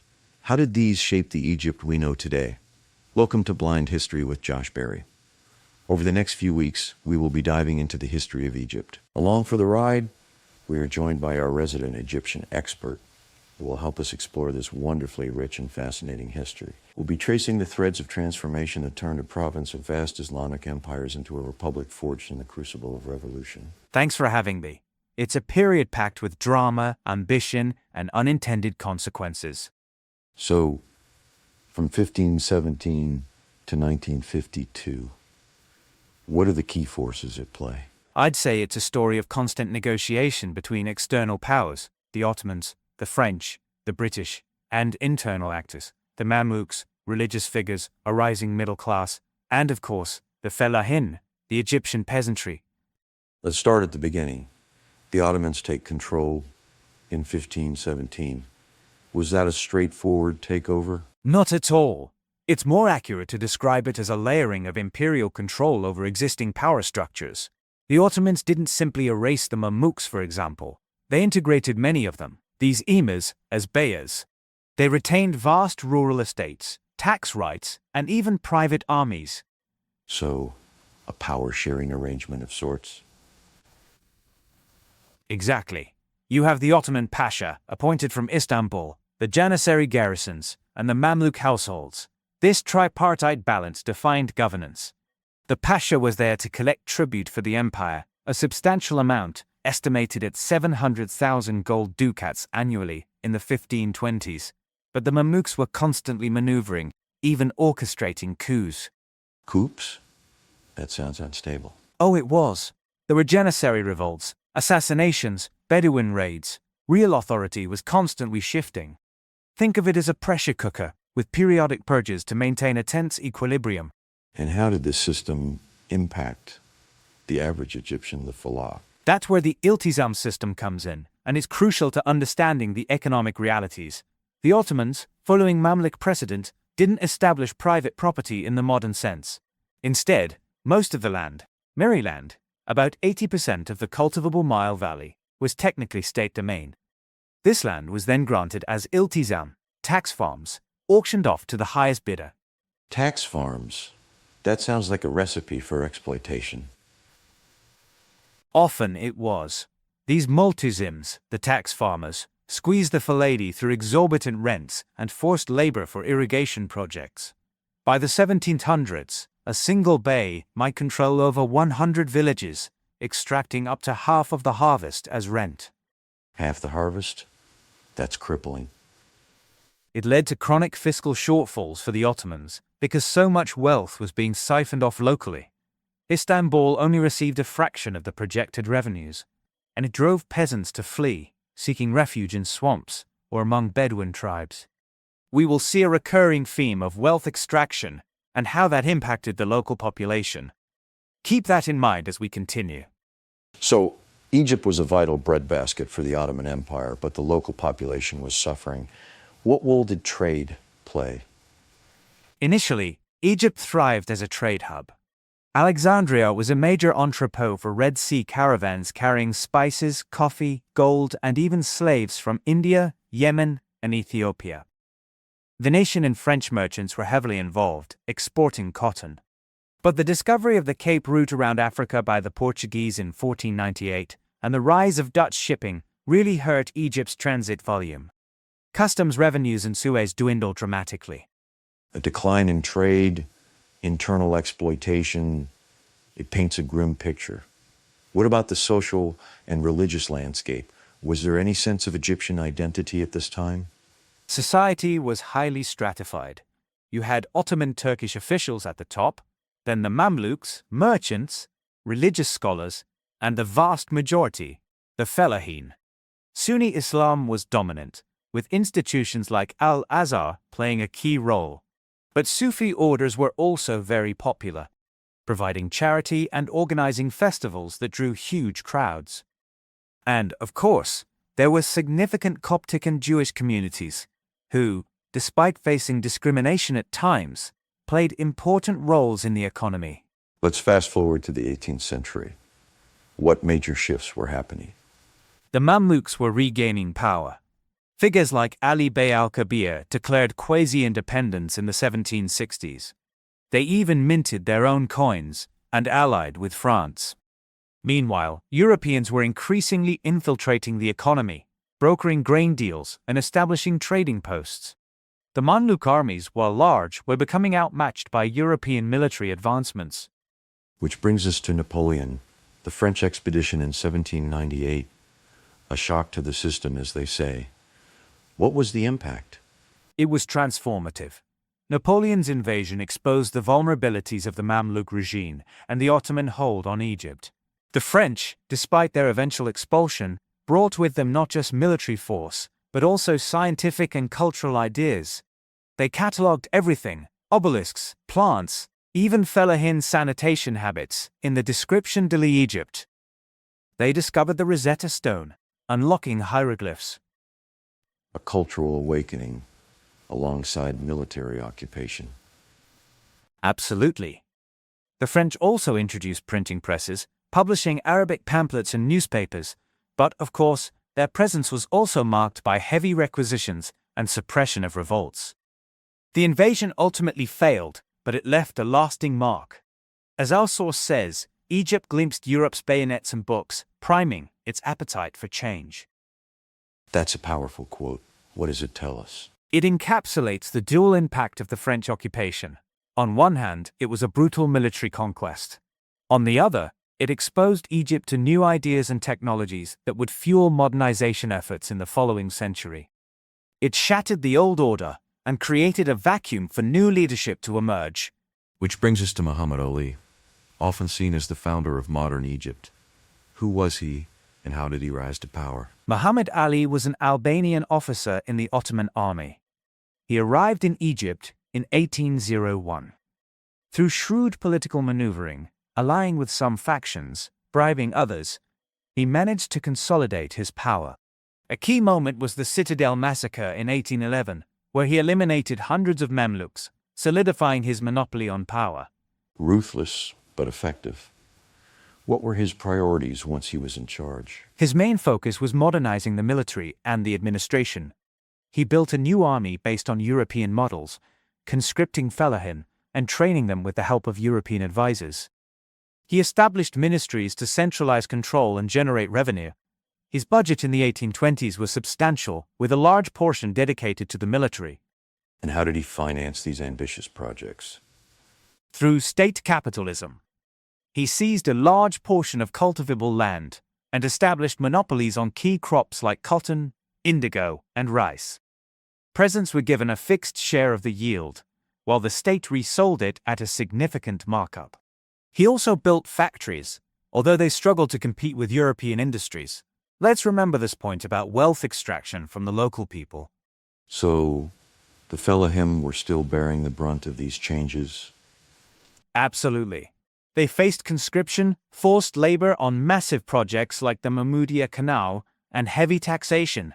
While a new elite class of officers and bureaucrats in prison, the Fellahin continued to struggle, and one of the most astonishing worst pieces of sale in the rest of the world. Though there was resistance, of course, including riots and desertion. Muhammad Ali also expanded Egypt's reach, didn't he? Yes, he reconquered Hijaz, invaded Sudan, and even challenged the Ottoman Empire itself, taking control of Syria and parts of Anatolia. But his ambitions were ultimately checked by European powers who imposed the London Treaty of 1840, limiting his army and solidifying hereditary rule within his family. So, a powerful state, but still constrained by external forces. Let's move on to his successors. How did they build on his legacy? They inherited a formidable state machine, but they also pushed it towards financial ruin. They embraced European glamour and modernization, but at the cost of massive foreign debt. Ismail Pasha, for example, built palaces, opera houses, and railways, but he did so by borrowing heavily from European banks at exorbitant interest rates. Ismail's known for saying, Egypt is no longer in Africa. What did that mean? It reflects his desire to transform Egypt into a European-style nation, both culturally and economically. He invested heavily in infrastructure, particularly in Cairo, building boulevards, gaslighting, and modern amenities. But this came at a tremendous cost, deepening Egypt's dependence on foreign capital. And of course there's the Suez Canal, a transformative project, but also a symbol of foreign control. Exactly. Ferdinand de Lesseps secured the concession for the canal in 1854, and it opened in 1869. It drastically shortened the route between Europe and India, making Egypt a vital strategic artery. But Egypt's share of the profits was minimal, and the construction involved brutal forced labor. When Ismail ran into financial trouble, he was forced to sell Egypt's shares in the canal to Britain, further solidifying their influence. So, a lifeline and a leash, as the chapter title puts it. The debt crisis deepened, leading to even greater foreign control. How did that manifest itself? The cotton crash after the U.S. Civil War exacerbated Ismail's debt, which was already ballooning. European powers established the Caisse de la Dette Publique to manage Egypt's finances, effectively taking control of its revenues. They imposed dual control, with British and French officials having veto power over the budget. Taxes were doubled, and Egyptians were increasingly excluded from positions of power. This all culminated in the Orabi Revolt. A revolt with the rallying cry, Egypt for the Egyptians.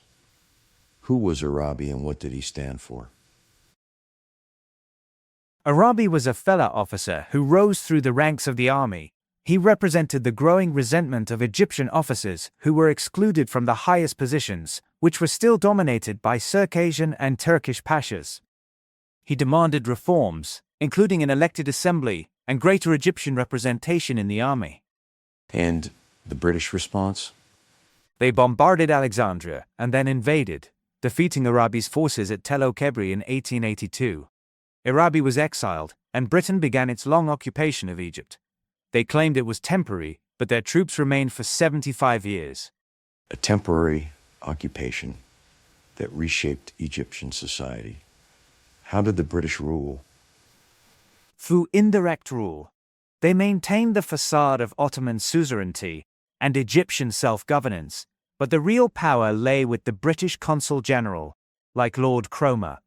Cromer focused on balancing the budget, developing irrigation, and promoting cotton production, but he also stifled industrial development to protect British interests. So Egypt became even more reliant on cotton exports. Exactly. And while infrastructure improved and taxes were rationalized, the benefits were unevenly distributed. Local industry suffered, and this wealth gap just kept getting wider and wider. You know, we've been talking a lot about external pressures, Ottoman rule, French occupation, British control. But what about the internal dynamics? Were there any movements for change coming from within Egyptian society? Definitely. The rise of the Effendiya, the educated middle class, was crucial. Institutions like the American University in Cairo and the Kedaville Law School produced a new generation of intellectuals and professionals who challenged the status quo. Journalists and activists like Mustafa Kemal began to advocate for Egyptian independence. And what was the prevailing sentiment among the Egyptian people during this period of British rule? There was a growing sense of nationalism and a desire for self-determination. The Denshawi incident in 1976, where Egyptian peasants were severely punished for a minor incident involving British officers, really galvanized the nationalist movement. But alongside this, there were also tensions between different communities, including Copts and Muslims. World War I then throws everything into chaos. How did it impact Egypt? Britain declared Egypt a protectorate in 1914, severing the last ties with the Ottoman Empire. Egypt became a crucial base for British military operations, particularly for the defense of the Suez Canal. Egyptian fellaheen were conscripted for forced labor, and the economy was squeezed to support the war effort. Inflation soared, leading to widespread discontent. As one account says, official records tally 60,000 deaths from heat stroke, typhoid, and exhaustion, though Falah ballads whispered of 200,000 sons of the Nile swallowed by sand. That's a staggering human cost. What does this excerpt reveal about the relationship between the British and the Egyptians at this time? It highlights the brutal reality of imperial power. While official accounts downplayed the suffering, the folk memory preserved the true scale of the tragedy. It underscores the exploitation of Egyptian resources and labor for the benefit of the British Empire, fueling resentment and ultimately contributing to the 1919 revolution. So, the war exacerbated existing tensions and created a fertile ground for revolution.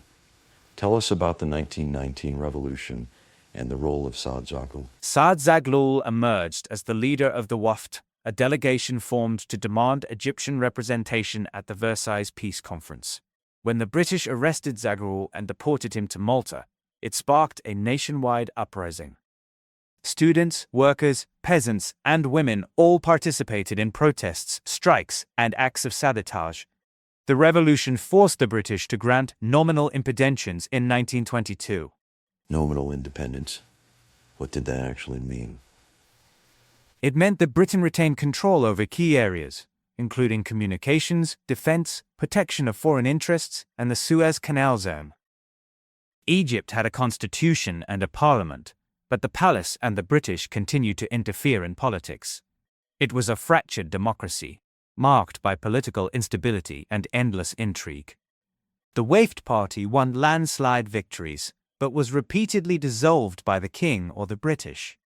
And what about the economy and society during this liberal era?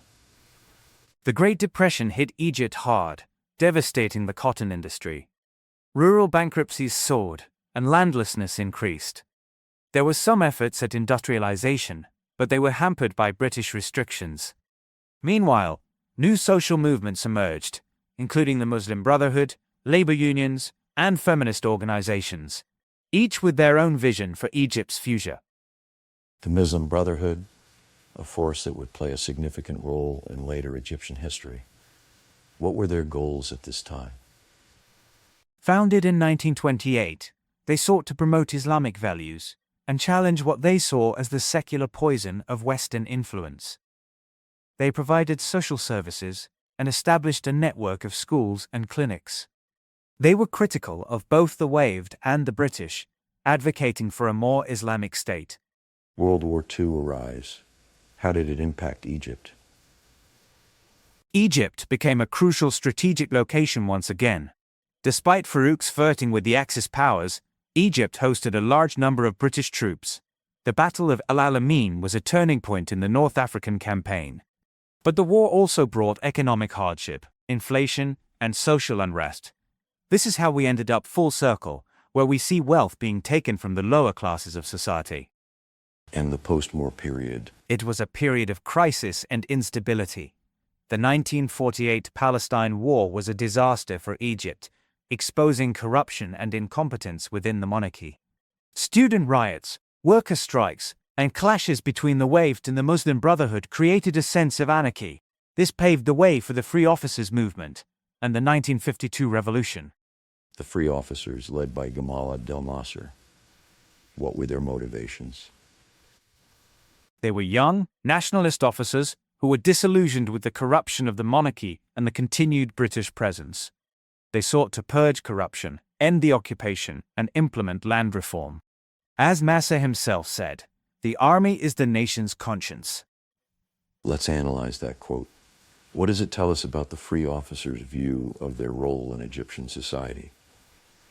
It reveals their self-perception as the saviors of the nation, the only force capable of cleansing Egypt of its ills and leading it towards a brighter future. It also hints at a certain authoritarian tendency, a belief that the military has a special responsibility to guide the country, even against the will of the people. So, the army is the ultimate arbiter of national interest. Exactly. And that's a legacy that continues to resonate in Egypt today. The 1952 revolution itself was swift and relatively bloodless. How did it unfold?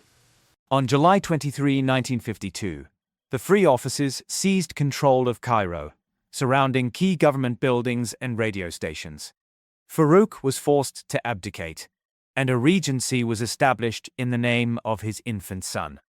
The RCC, the Revolutionary Command Council, took power, promising a new era of social justice and national independence. And what were the immediate consequences of the revolution? The SEC implemented land reform, redistributed land to peasants, and purged corrupt officials. They banned the Muslim Brotherhood and declared Egypt a republic in 1953. Nasser gradually consolidated his power, ousting Naguib and establishing himself as the dominant figure. The Suez Evacuation Treaty in 1954 finally ended the British occupation. These were the foundations of the Egypt we know today. So, from Ottoman province to military-led republic, a long and complex journey. Throughout our conversation, we've touched on themes of foreign influence, internal power struggles, economic exploitation, and the rise of nationalism. It's really all about power and how it impacts the people. And that brings us back to the quote we discussed earlier. Egypt glimpsed Europe's bayonets and books, priming its appetite for change. Earlier, we talked about the constant extraction of wealth from the working class in Egypt.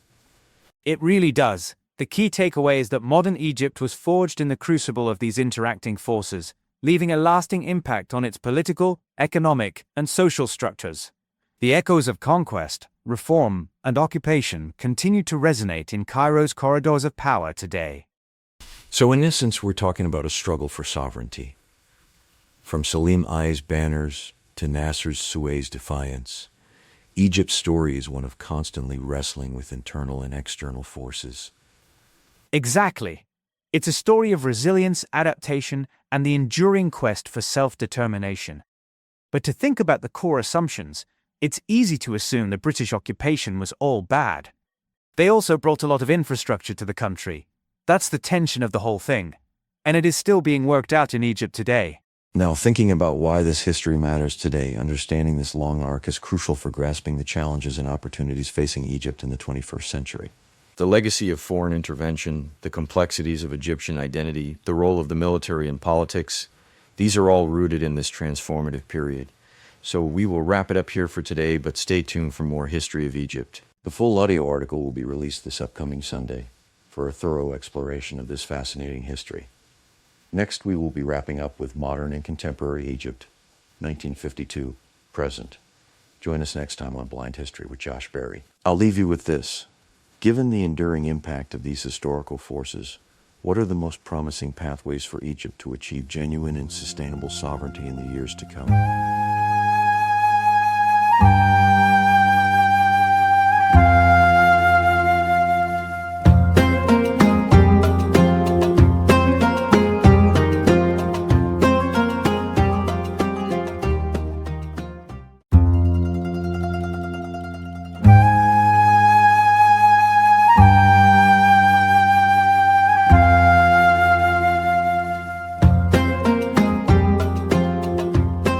What happens when a country overthrows its monarchy? Does it lead to lasting stability, or just trade one set of problems for another? Welcome to Blind History with Josh Berry. Over the last few weeks, we have covered a great deal of Egyptian history, and yet we have only scratched the surface. Egypt, like many other countries and cultures, is much like the sands in the desert. There is always more beneath. Along for this last ride, we are joined by our resident Egyptian expert, who will help us tie a bow on this wonderfully rich and fascinating history.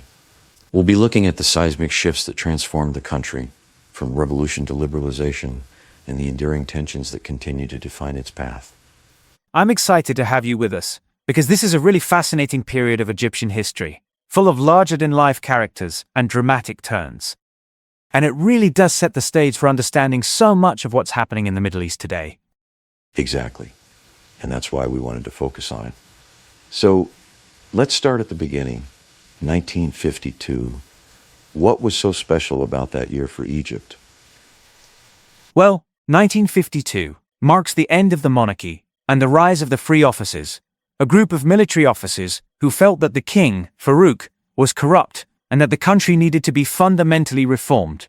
They launched a coup that overthrew the monarchy, which had been in place for nearly 150 years, under the Muhammad Ali dynasty. So, what were their immediate goals after taking power? They had a few key objectives.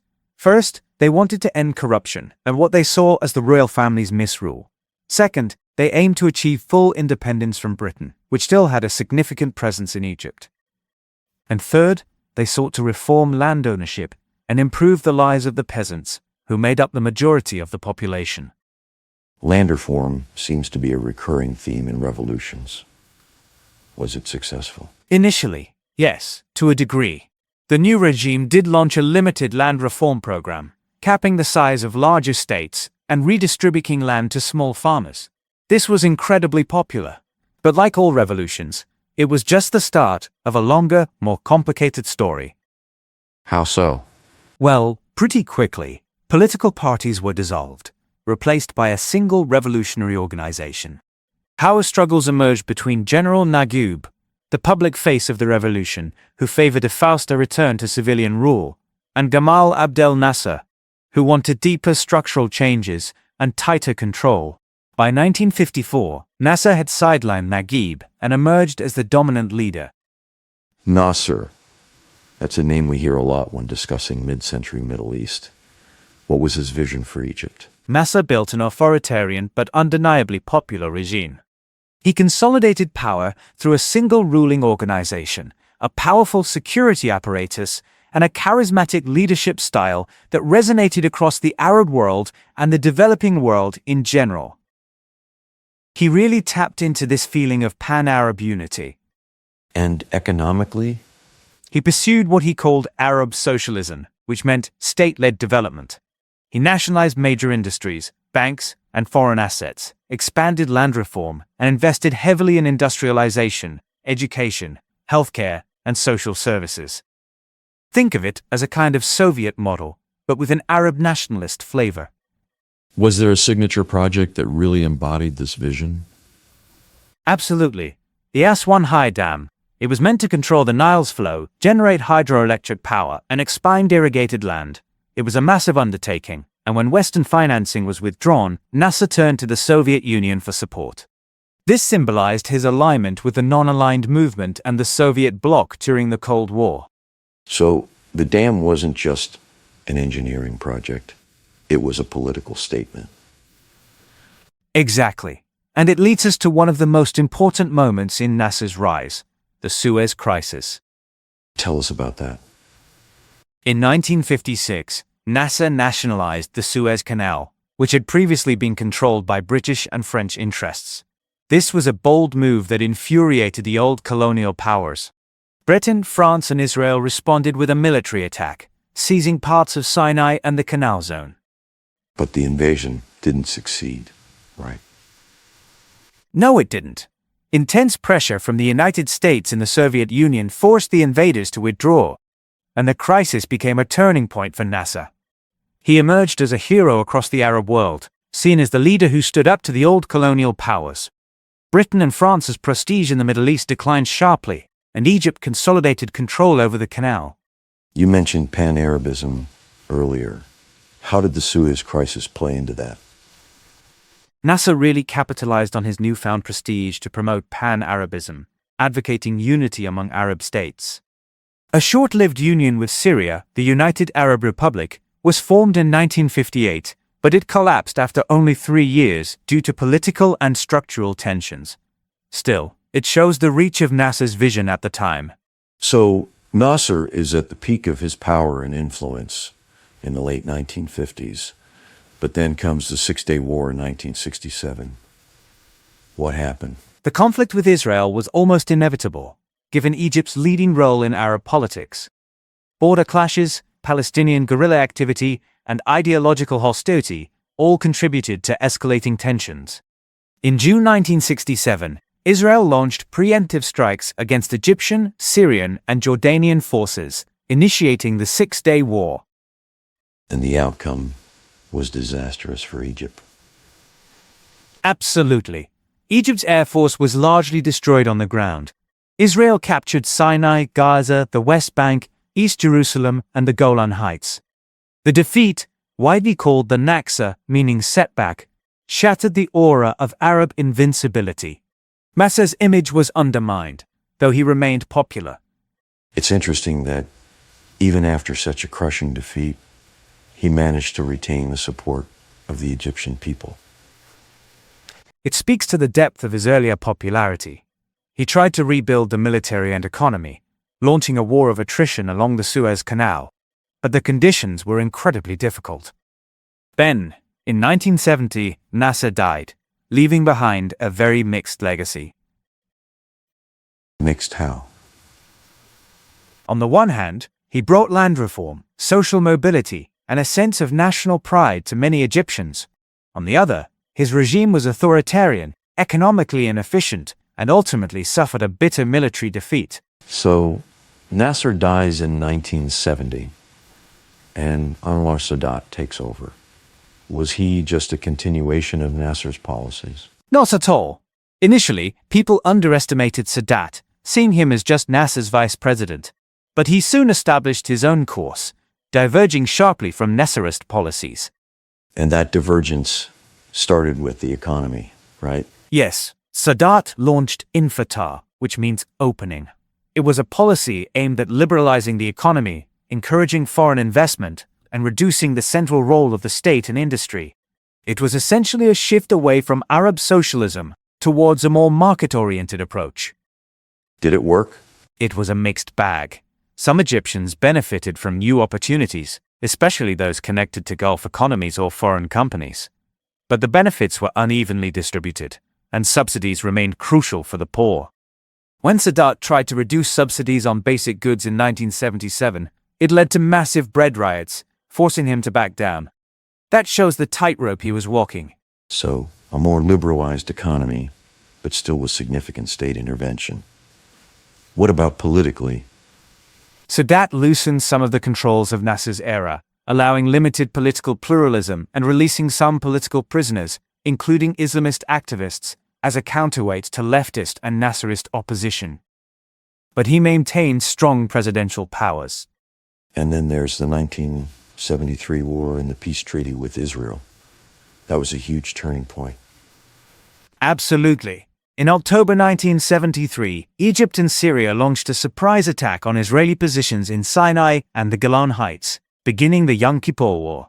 Egyptian forces crossed the Suez Canal and achieved early successes, restoring a measure of Arab and Egyptian pride after the humiliation of 1967. Even though Israel eventually regained the initiative, it was still a victory of sorts for Sadat. Exactly. Sadat was able to claim a crossing victory and leverage it diplomatically. He then pursued a dramatic diplomatic shift, visiting Jerusalem in 1977 and addressing the Knesset. This led to the Camp David Accords in 1978 and the Egypt-Israel Peace Treaty in 1979, which returned Sinai to Egyptian sovereignty and established diplomatic relations between the two countries. That must have been incredibly controversial at the time. It was. The peace treaty realigned Egypt. It received substantial U.S. economic and military aid, anchoring a new strategic partnership with the United States. But many Arab states, viewing the treaty as a betrayal of the Palestinian cause, suspended Egypt from the Arab League and reduced ties. Domestically, Sadat faced intense opposition, especially among Islamist groups, who condemned peace with Israel and Western cultural influences. Which ultimately led to his assassination. Yes. By the late 1970s, Sadat faced growing opposition from leftists, Nasserists, and increasingly militant Islamists. In September 1981, he ordered a sweeping crackdown, arresting hundreds of opponents. Then, on October 6, 1981, during a military parade, he was assassinated by Islamist army officers. His death highlighted the deep internal tensions regarding the peace treaty and the role of Islam in politics.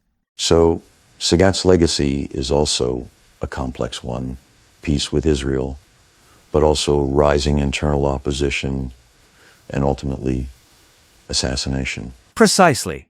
And that brings us to Hosni Mubarak, who took over after Sadat's assassination. His nearly 30-year presidency is often characterized by relative external stability, cautious economic liberalization, and entrenched authoritarianism. Relative stability seems to be the key phrase there. Exactly. After Sadat's assassination, Mubarak's immediate goals were to restore stability and avoid the extremes that had led to Sadat's downfall. He maintained the peace treaty with Israel and Egypt's strategic alignment with the United States, which ensured continued aid and international support. And internally?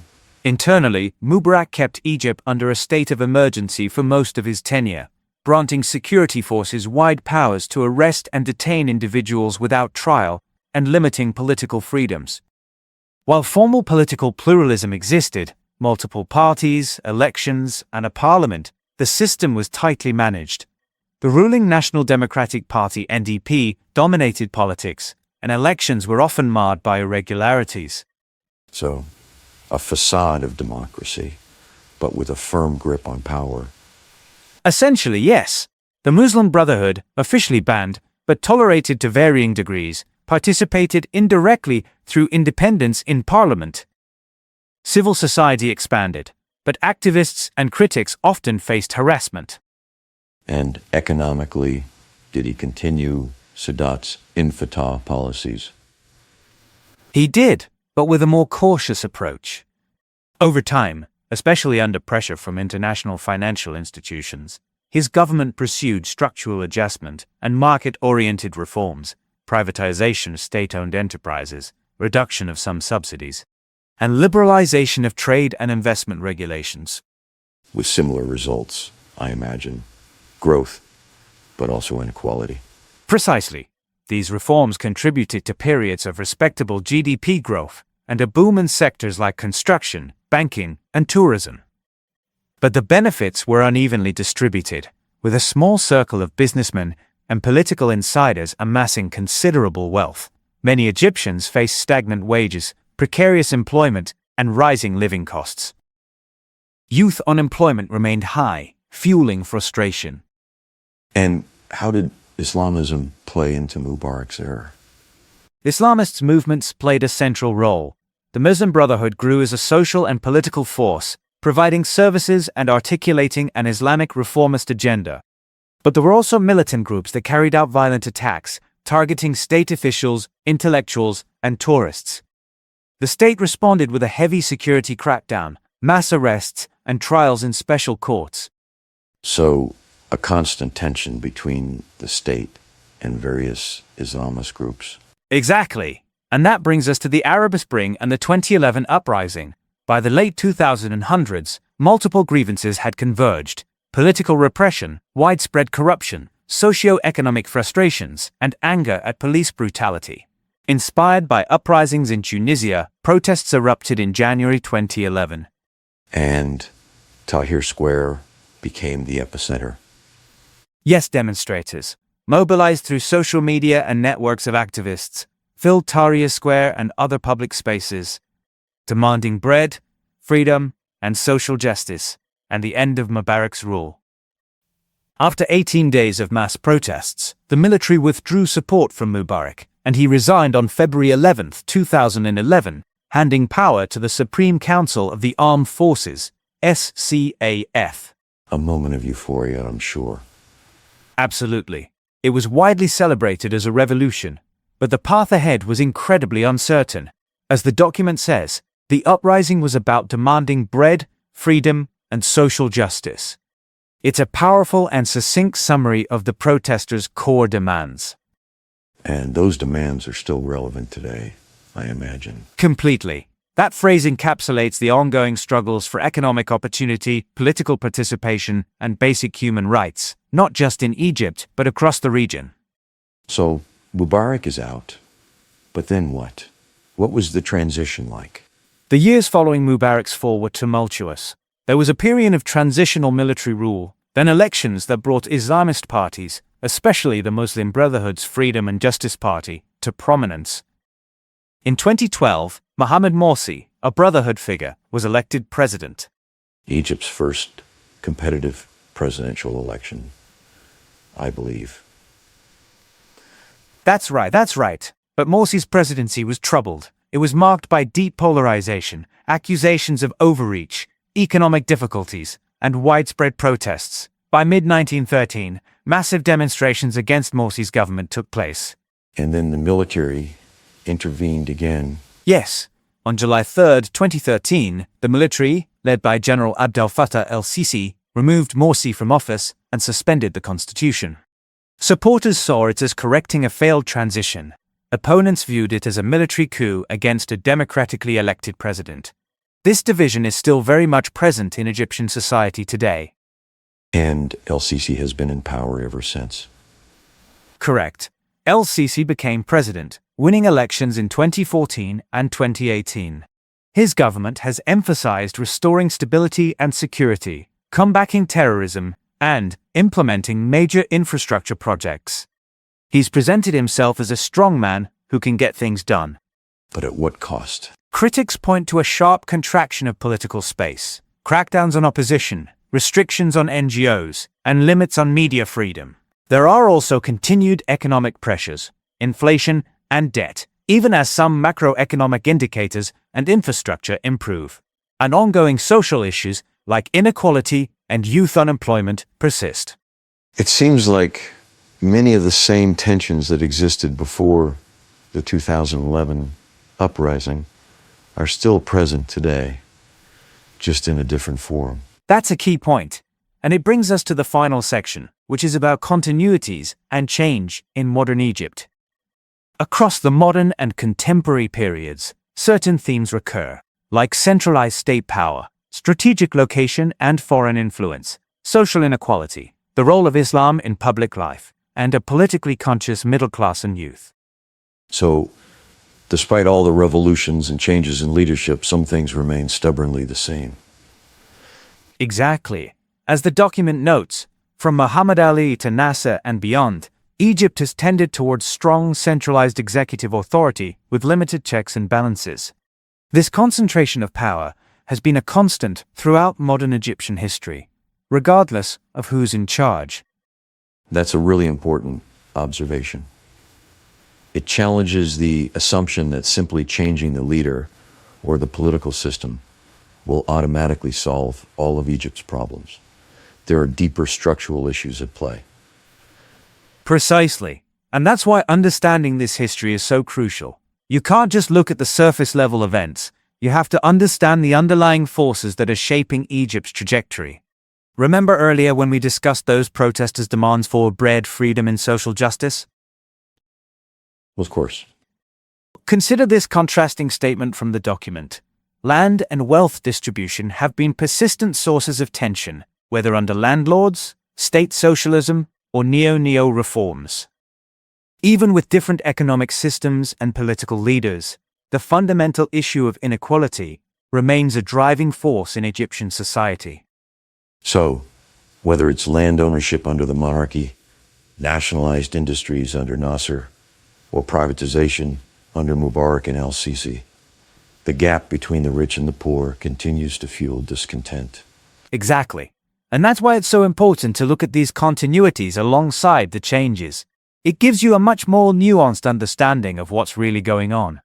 So, to reiterate, we've been exploring modern and contemporary Egypt, from the 1952 revolution to the present day, looking at the key figures, events, and underlying tensions that have shaped the country's path.